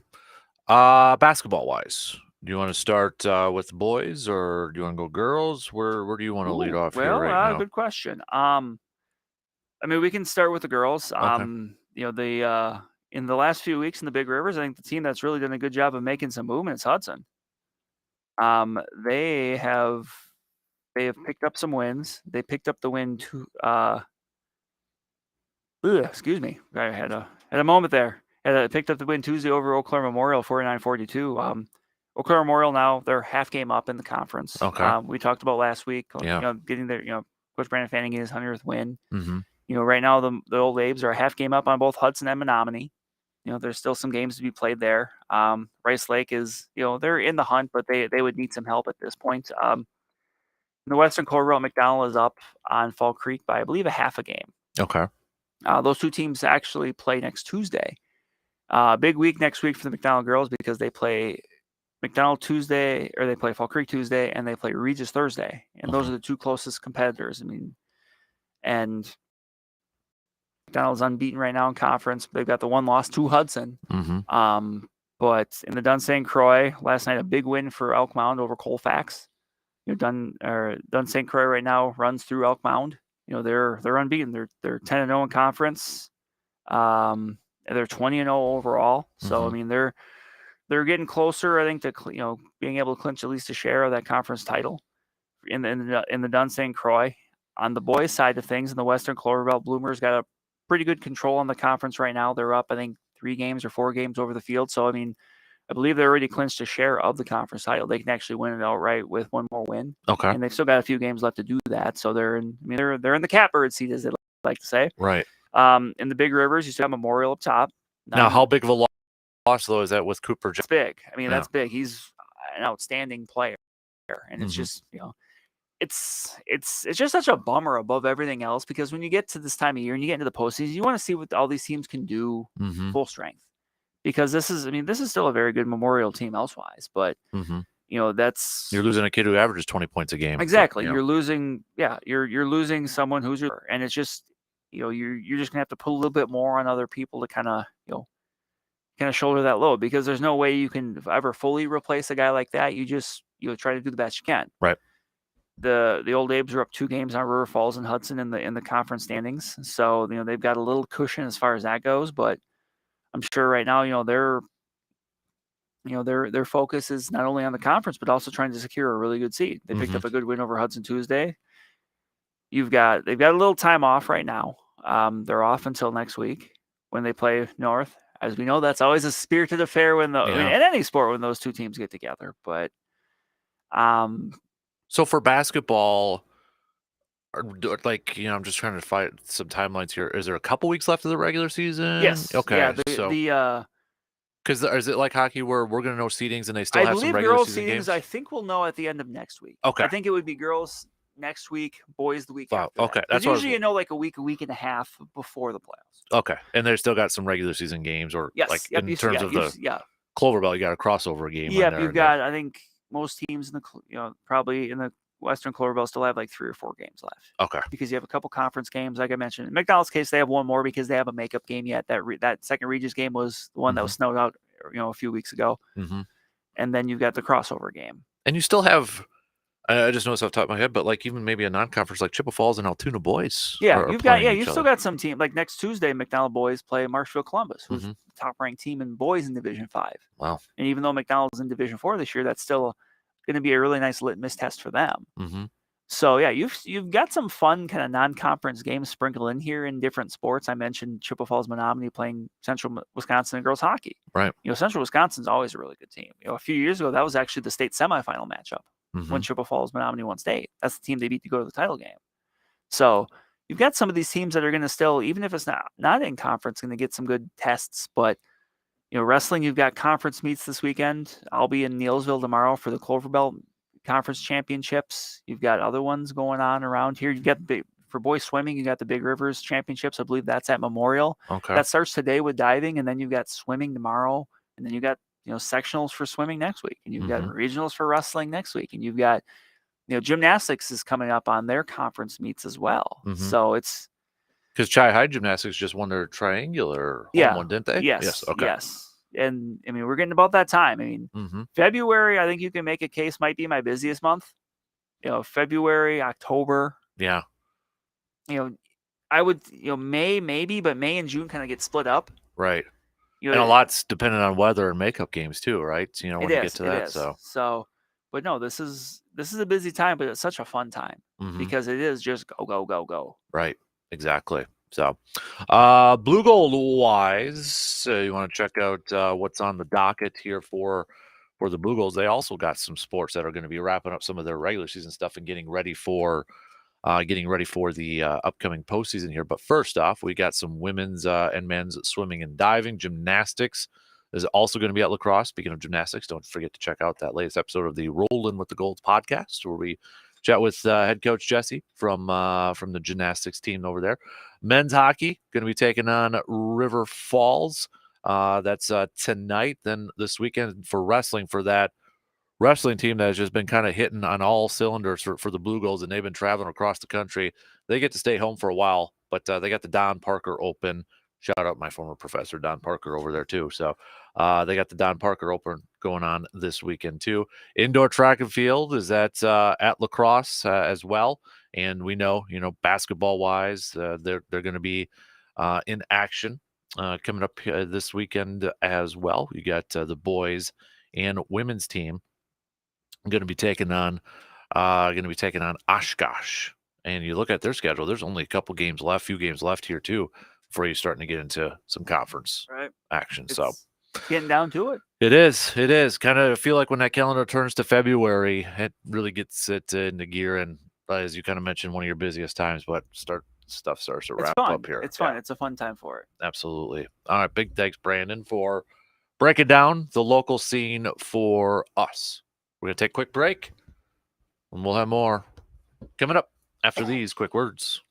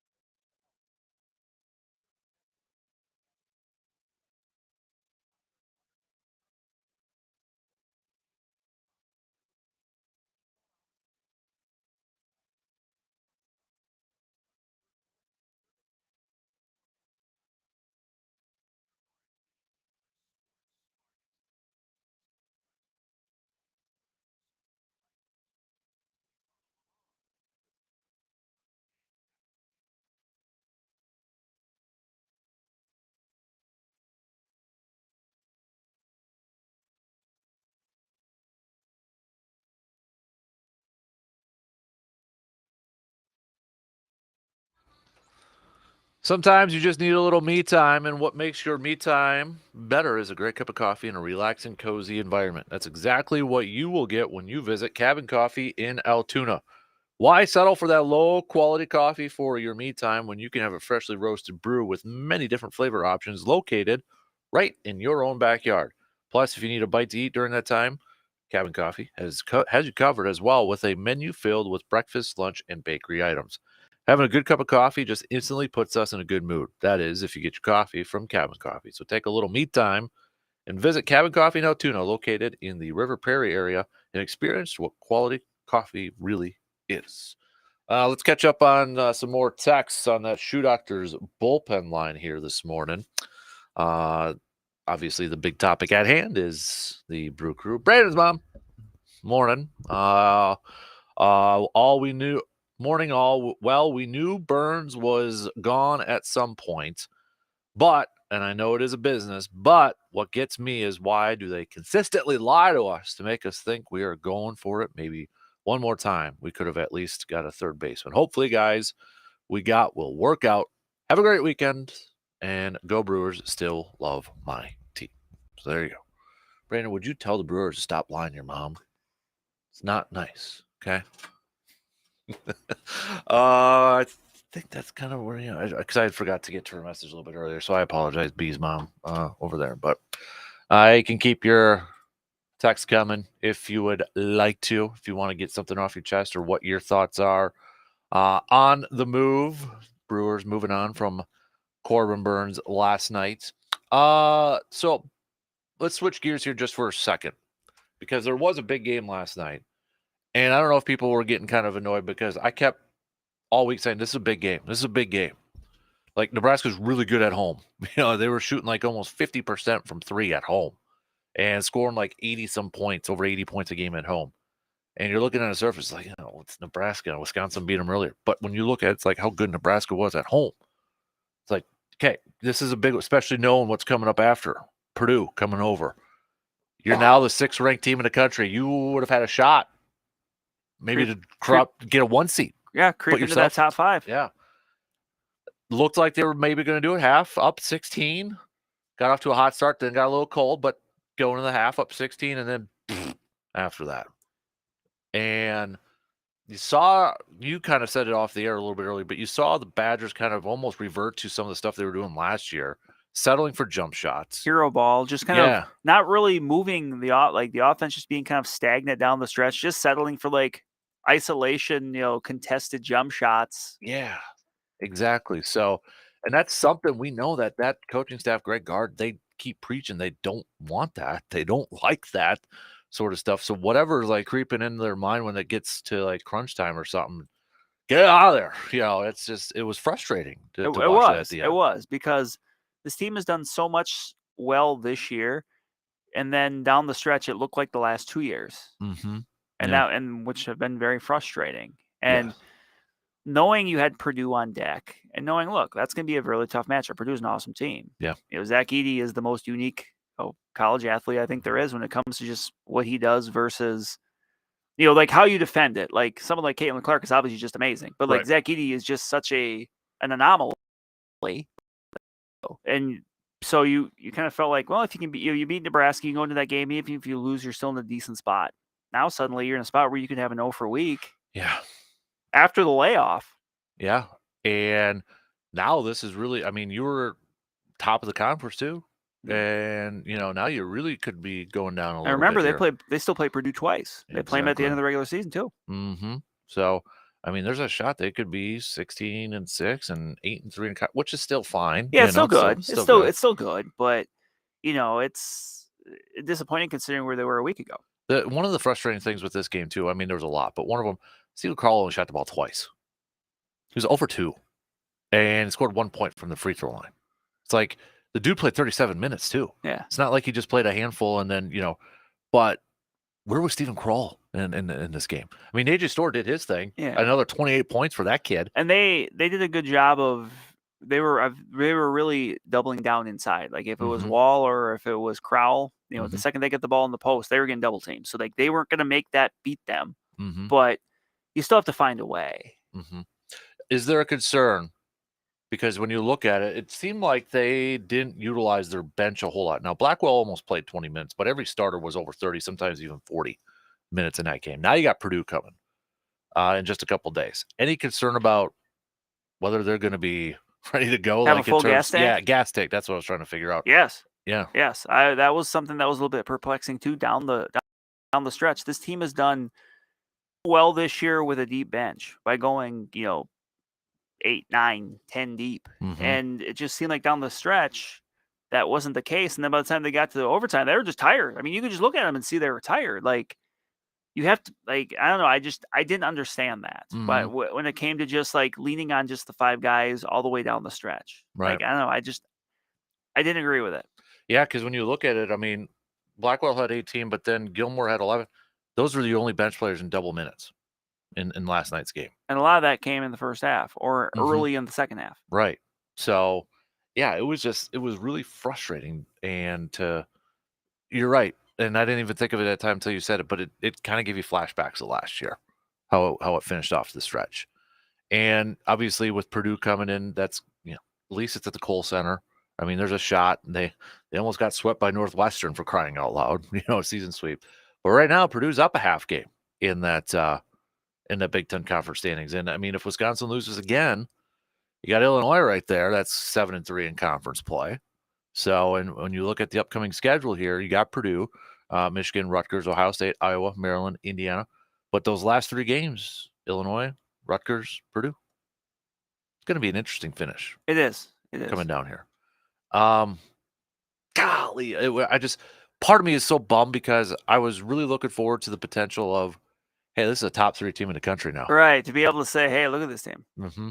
But I guess when you look at it, has it been college basketball all season long? Yes. Yes, it has. With all this movement with the standings and rankings, I should say.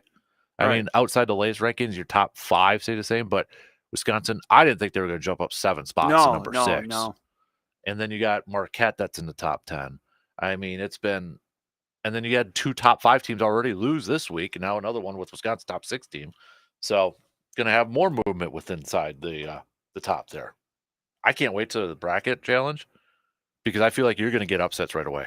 Yeah, it's so bad. It just seems like it's so balanced. Mm-hmm. Either in the first or second round, you're going to get high seeds that are going to lose right away. I feel a lot of people out there, probably me included, are going to be about Saturday of the opening weekend and saying, well, my bracket's done. Mm-hmm.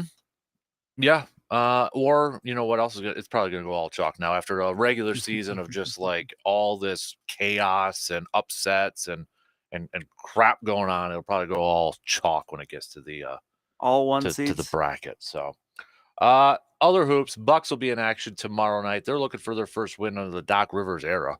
0-2. What the heck is going on with this team right now? Fire Doc Rivers. But I mean, can you really gauge anything from 2 games? I don't think you can, right? I mean, there's still some defensive issues. I know Doc said, after that first quarter, when he was asked to describe the defense, he said awful, just, awful. He knows it. But at the same time, he's in a unique position where he's trying to incorporate some of his stuff, but balancing what they've been doing and not just like completely like, okay, stop doing this. We're going to switch everything over to this. And plus you're starting this on a 5-game West Coast trip. You're not doing it at home. So I'm not overreacting too much, I think, to what we're seeing from the Bucs so far. It would be nice to get a win just to kind of get off the schneid with it. Mm-hmm. And I don't know if that's going to come with Dallas. I don't know. It doesn't get easy. Like, it's not just a road trip. It's a tough road trip. Yeah. I mean, for a team that's struggled a lot with defense, you got Luka. Yeah. He's pretty good. Yeah. Pretty much does everything. Utah's after that, but then you got Phoenix before you return home to a big game against the Timberwolves too next Thursday. That's going to be a lot of fun watching that game. Yes. Over there. But do you feel like the Bucks are going to make a move before the trade deadline coming up here in a couple weeks? Yes. I just think with the urgency with the coaching change and with everything else, like I do feel they're going to do what they can to try to push this window. Mm-hmm. Now, what that move is, I'm not entirely sure. Mm-hmm. Now, I don't know. You weren't. I know you weren't. But Hudson, before he went to bed last night, had to watch a little bit of the Lakers and Celtics. And I said, "Hey, buddy, LeBron's not playing. Davis isn't playing. Celtics are probably just gonna, wipe the floor with him." Nope, Lakers won. and got to half. And of course, it's always a good half with Chuck and Shaq and Kenny's there and Ernie and such. But Chuck and Shaq was, he quoted Phil Jackson when he told him one time, or told the locker room one time, he's like, I'm going to butcher it, but he paraphrased it. He said, number one doesn't really mean anything. You're not champions yet, or something like that. And kind of talking about the Celtics, and even Chuck was down on the Celtics too. Of course, Chuck said Lakers are better without LeBron. They're playing faster, essentially. But they were making a point. It's like, Celtics, they were actually kind of worried a little bit about Celtics, considering how they've been playing and such. And like, are they playing down on their competition and, that championship mentality and that sort of stuff. And I don't know if I'm there yet with them. I still feel like they're the biggest threat to the Bucks in the Eastern Conference at this point in time. But it was kind of not to get on the Lakers and Celtics one, but to have your top two guys in the Lakers and then you go beat the best team maybe in the entire league in Boston too. That's the other where they've been really good over there in Boston. But I don't know. The Darvin Ham trade or fire calls probably got a little quieter after that point. So I feel like the Bucks though are going to make a move. Would you be okay if it means Bobby Portis is gone? I mean, that's kind of the rumblings. And I really like Bobby Portis. And obviously he was so important to them winning the championship a few years ago. But, that's the type of thing you might have to do just because, I mean, they're a team that doesn't have a ton in the way of like high-end capital. I mean, obviously we know the people they're not going to trade. So, I mean, that's what it takes. That's what it takes. I think it'll be one of those where fans are upset again. Yep. Disappointed. But then I think when it wears off, they might get it. As long as that player that they get in return makes a difference. Right. If that player doesn't make a difference. This isn't a Gary Payton situation. No, it's not. But it sounds like, I mean, perimeter defensive help, whether it's Brown. I think the Murray one from Atlanta, that's a pipe dream to me. Right. I think if they're anything, they're going to sacrifice a little scoring and bring in some defense. Yes. Over there, backcourt. Maybe that Brown is a guy that you put in the starting lineup and put Beasley on the bench and have him come off the bench as a scoring. I don't know, but we'll see. I do feel like they're going to make a move. They're going to do something. They'll figure it out. I know the capital isn't there, but you can always make it work somehow. I feel like John Horst, if he sees a little bit of a crack, he'll expose that crack and make something work. Stop. Get that out of your mind, dude. All right, let's take a break, and we'll do some picks and predicts coming up here. No football, again, unless Brandon wants to do Pro Bowl activities. And cream of the crop. Thank you. We'll lead off with cream of the crop. Got too much going on right now. I forgot about cream of the crop. So, all right, cream of the crop and picks and predicts coming up after these quick words.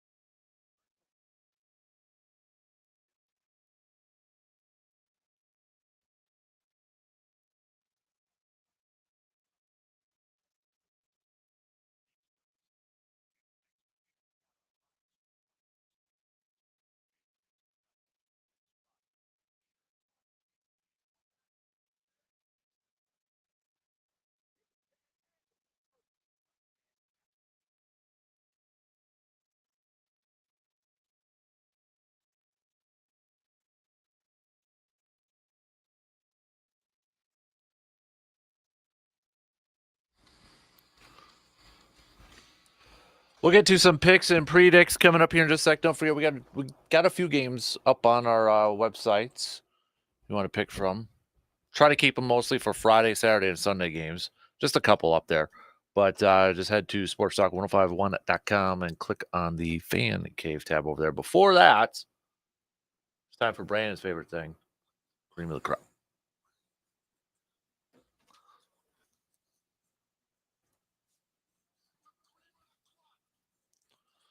All right, Brandon, who are you rolling with for your cream of the crop? Oh, I don't have one. I'm kidding. Okay. All right. No, there's a couple options this week, but I'm gonna go with one that's kind of with something obvious but off the beaten path with it. I'm going back to the Detroit Lions. And what I'm gonna go with here, my cream of the crop this week is Teddy Bridgewater. Okay. Teddy Bridgewater, for those of you who don't know, is retiring. Mm-hmm. Was the backup quarterback for the Lions this year. Didn't have to play because obviously Jared Goff was good and Jared Goff didn't get hurt. But Teddy Bridgewater has had himself a very interesting career. And I actually didn't know this. I knew he was retiring, but I didn't know what he was planning on doing now that he's retiring. Oh, what is he doing? He's going to be a teacher. Oh, okay. I did not hear that. Wow. So, or he wants to be a teacher anyway. Mhm. But obviously a very unique career, drafted by the Vikings, first rounder in 2014. Yep. Leads the team to division title in 2015. Suffers the catastrophic injury at the start of training camp. Freak one too. Ambulance. Yeah, I like mean, the whole thing. Like they Yep. were worried about his leg being amputated. Makes the comeback in 2017. Gets to play at the end of that season. Mm-hmm. Obviously, ultimately the Vikings move on from him. He makes a career, kind of bounced around being a backup. Had a few moments. I know he had that stretch with the Saints where he was playing really well. Mm-hmm. But just someone that I think one of the best things you can say about him was maybe one of the few quarterbacks ever that Mike Zimmer liked. Yeah. Which says a lot. But Mhm. just someone that kind of made the best out of what could have been a really, really bad situation. Mm-hmm. Made a good chunk of money as a backup quarterback, bouncing around the NFL, and now is kind of moving on to bigger and better things. So I'm happy to see it for him. And he was someone that I always liked. I think a lot of Vikings fans just always likes. Just seems like a very likable guy. The more you think about it too, it's like, yeah, he beat some Packers. I was at a game when he beat us for the division championship and such, but he wasn't. I think as a Packers fan too, there was a certain amount of respect for him too. Like, there's not to make it dramatic or anything, but like Packers fans, probably some get annoyed with Kirk Cousins or whatever. The quirkiness of him. Yeah, exactly. And whatever. But there was just like, okay, respect with Ponder, and I think it was because he went out and did his business. You know what I mean? Yeah, I mean he was very kind of quiet, reserved. Yeah, guy, kind of humble. It seems like too. Yeah. Yep. So that's mine. I'm just gonna go with Teddy Bridgewater on a good career, and obviously he's got good things to come. Still remember his draft when they traded up and back in the first round to get him. Yeah. Right at the end there, another Louisville quarterback that the team traded back in the first round to get. For you. Lamar being the other one most recently. So, good pick. Solid. Do you have a Bridgewater jersey? I do not. Okay. I am gonna go a name that you mentioned actually a little bit earlier. And I don't know if I did stock riser for her or not, but regardless, Caitlin Clark. Second leading scorer all time. She's probably going to break it. She's like 100 points away for this season. She might do that in her next game. Who knows? Exactly. All-time Big Ten leading scorer. I don't want to get into a debate if she's like the best female basketball player of all time, but I think I would make the case she's the most exciting. Yeah, or maybe the most influential. That too. When you see it's not just her. Mm-hmm. There's obviously a lot of other great things going on with women's basketball right now. Mm-hmm. But when you see the rise of this, the fact that now games are being shown on network TV. I mean, they've got a couple other games coming up on Fox. Yeah. They've already had some. Like, we've seen the growth of this. Yep. Like, I think it was a few weeks ago. I forgot. It was like LSU and like their game actually had a bigger audience than the NBA games that were on that night. Was it the LSU and South Carolina? I think one? it was. That's what it was. LSU and South Carolina. Mm-hmm. Like, it's really good to see. It just needed kind of like the perfect storm, mm-hmm. and she's a big part of that. And I hope the WNBA really utilizes that too. Like, okay, we got a once in a generational type player. Let's promote this. I think she's going to be the new face of the WNBA when she gets drafted. And I think they got to use that. and you've got whoever those teams are that are in that spot just Right. Yeah. rubbing their I hands think it's anxiously. Indiana. I think it's Indiana's got the first pick in the WNBA draft. I'm sure they don't mind it. Yeah. I'd be very curious to hear like if anyone's talking to them, like what trade offers would be. Right. Yeah. I mean, it's, you know me, I'm not the biggest 3-point long distance, but I mean, there's no denying it's exciting when you see her. I mean, especially when they're like buzzer beater step back from the logo. I'm not sure any. And the thing is, oh, she's also number 1 in the country in assists. right. She's not a ball. She's passed the ball too. Like, Yeah. there's Number 1 in the country in that. There's no shot in her arsenal that you would consider like, oh, that's not a good shot. Yeah. Like anytime you puts up a shot, you can go, well, I get it. I get why she would shoot that. Yeah. Because she might make it. Yep. Exactly. All right, let's do some picks and predicts brought to you by the Elbow Room in Eau Claire, right next to the Banbury place over there. If you're looking maybe to catch some of the games, Pro Bowl action, or the big game next week, head on over to the Elbow Room in Eau Claire. Again, we don't even have a typical, I mean, we can do the flag football. I ain't going down that path. Eli or Peyton? Eli or Peyton. Isn't it weird that maybe Eli's, I don't know if personality is the right word, but Eli's stock is kind of grown maybe even up to a Peyton Manning level. I mean, now, you got Eli doing commercials with his dad and Peyton ain't in it. You do the Manning cast. Eli's got some good zingers in there. Yes, he does. So, I mean, kudos to Eli Manning He just for, needed the right avenue. Yeah, he was like, there's Peyton. Even Cooper was maybe getting some more attention. Eli Manning's getting up there. That a boy right now. Yeah. Kind of seeing some more personality from Eli. That a boy. No, we're not going to do any of the Pro Bowl stuff. Let's do some NBA games. Let's start off with the Bucks tomorrow night, Brandon. Going up against, I'm trying to bring up the lines here, but it's being, again, this computer is being dumb for me this morning. But we got the Bucks on the road for the third game of this West Coast trip. Come on, load up. It is okay. Cool. They don't have a line. Bucks at Dallas. This website doesn't have a line right now. So just pick Bucks at the Mavericks. I'm gonna say the Bucks. I'm gonna say that this is one that they get. I really want to.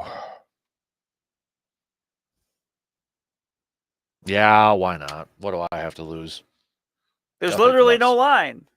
Yeah, right. Exactly. I'll pick the Bucks, and then they got a back-to-back because right after that, they've got Utah coming up on Sunday. Gonna pick the Bucks. I'm gonna pick Utah. Yeah, I'll take the Utah. So the Bucks. I said they win them both. They go 2-0 this weekend. 2-0 over the weekend. Yeah, why not? 2-0. The Dallas one gives me a little bit of nervous, but I do wonder with those two losses, does that maybe hyper focus some of the stuff here a little bit for the Bucks? This is going to be weird. It's probably like one of those like superstitious things. If the Bucks had won against the Blazers, I probably would be picking Dallas. I maybe part of it's like I don't see them going on a 3-game losing streak. Law of averages. Yeah, exactly. All right, college basketball. Let me bring up the schedule here of any games of note before we got Marquette in action coming up this weekend too. But let's look at some of these other games here before we pick that Wisconsin one. Nothing really for today. How about tomorrow? Nothing that's really kind of, tripping my trigger here that I was like, ooh, that's going to be a good one. How about, I think we both know who we'd be picking, but there's a little bit of chit-chat, a little trash talk. UConn at St. John's with Rick Pitino. Ooh. Pitino, kind of John a little. See that what he said a couple weeks ago about he didn't call him out by name, but could tell he was referring to Hurley. No. Let me see if I can find the quote. But I'm picking UConn anyways. Yeah. But good to see a nice old vintage Big East rivalry get some juice with it. Yeah. Where is it? Here we go. We got after St. John's beat Hofstra, Pitino told reporters he wanted to play. Okay. I'll get to it later on. But essentially he was referring to how Bobby Hurley always kind of like chats at the referees sort of stuff, kind of calling them out that way. So I'll find the exact quote coming up here in just a little bit. So Yeah, here we go.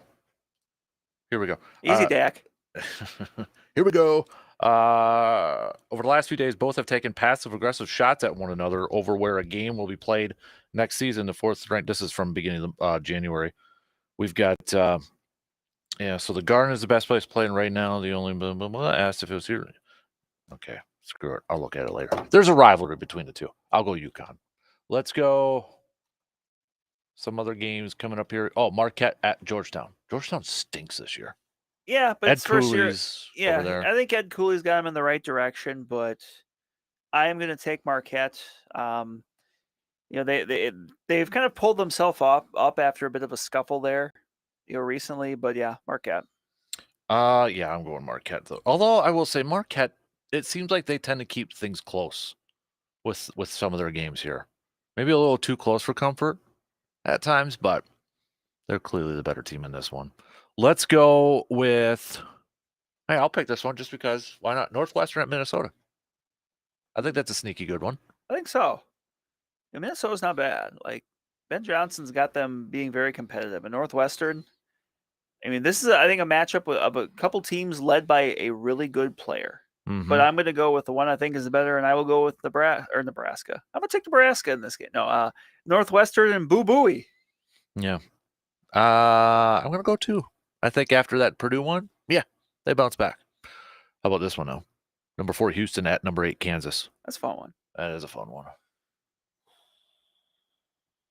I'm going to go Kansas. Yeah, I think I'm going to go Kansas in this one, too. If it was at Houston, I'd probably go the other way. Another fun one. Number 5, Tennessee at 10, Kentucky. I'm going to take Tennessee in this one. I think they get back going. Mm-hmm. I'm going to go Kentucky in this one. I'll ride with Kentucky. So I found the quote that I was looking for. This was Rick Pitino. Not to rehash it, but I thought it was interesting. I don't yell at officials during the game. This is going to sound absolutely berserk. I think it's a form of cheating when you're trying to get calls on every play and cursing at the referees, inciting the crowd. You're trying to get calls. I don't believe in that. And everybody said, well, that's a shot at Dan Hurley, who is known for getting on the officials among many others around the country. So I bet you Rick Pitino was going nuts watching Mike Krzyzewski in the 2015 national title game. Yeah. Why did you have to bring that up, man? Oh, okay. So Purdue at Wisconsin. You want me to give you the line on this one? Sure. Okay. Let's see if they actually give it to me. Can you? That depends. Can you give me the line? Let me see if I can find a different website to use this at. So, all right. What do you got? I'm gonna pick Purdue. How dare you? You come in here with the Brewers hat on all days, and then you pick against the Badgers. Yep. I don't know how well they're going to be able to handle Zach Edey. And they're a good team. They're not just Zach Edey, but I don't know. Just coming off the loss, there is like no lineup right now. I don't have a good feeling for them coming into this. Yeah, I'm even at Vegas Insider, and they've like NA not available right now. So, all right, maybe they don't have them out yet. Yeah, I really want to pick Wisconsin. I don't want to see this team go into a little bit of a lull when they've been playing so well. I just don't know if they got an answer for Edey. What? I have an update. I mentioned earlier about Teddy Bridgewater. Yeah. He is the new head coach for Miami Northwestern High School. Okay. There we go. Miami Northwestern. Northwestern High School. That's his alma mater. So Florida? Yes. Okay. Got it. All right. So we both went with Purdue over there too. So. Yes. All right, just a couple more minutes left here at the top. You mentioned you're going to be at Neilsville tomorrow for wrestling, yes. right? So you're going to be anywhere tonight? Tonight I am planning on being cadet for Cadet McDonald Boys Basketball. Okay, so we got that on the dock. If you missed any of Brandon's breakdowns in that, we'll put that up on the podcast a little bit later on here. But final thoughts on the Corbin Burns situation? Do a little Jerry Springer final thoughts? Now, my final thought. Yeah. To kind of surmise it, you've said it earlier, like, I get it. Like, I thought that It stinks, but I get it. Yeah, it stinks. I get it. The timing was just the thing that was kind of the most off-putting, just because I wasn't expecting it. Mm-hmm. If this would have happened in December, I don't think anyone would have really, been too surprised. But I get it. Like, Mm-hmm.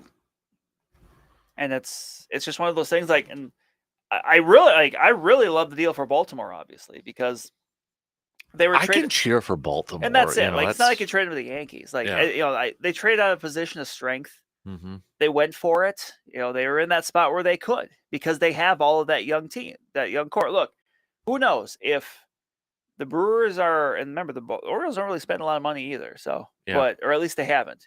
Who knows in 3 years if like Jackson Chourio is what you think, and the Brewers might be in the Baltimore situation where they can afford to trade some of their young players because they've got their Adley Rutschman and their Jackson Holiday and their other guys. Mm-hmm.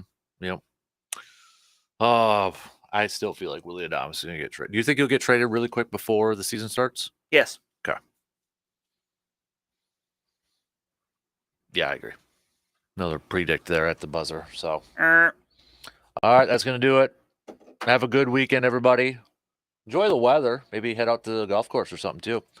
Let's do it again Monday morning. Big thanks to all your thoughts and texts and tweets and good stuff. We'll chat with you after the weekend.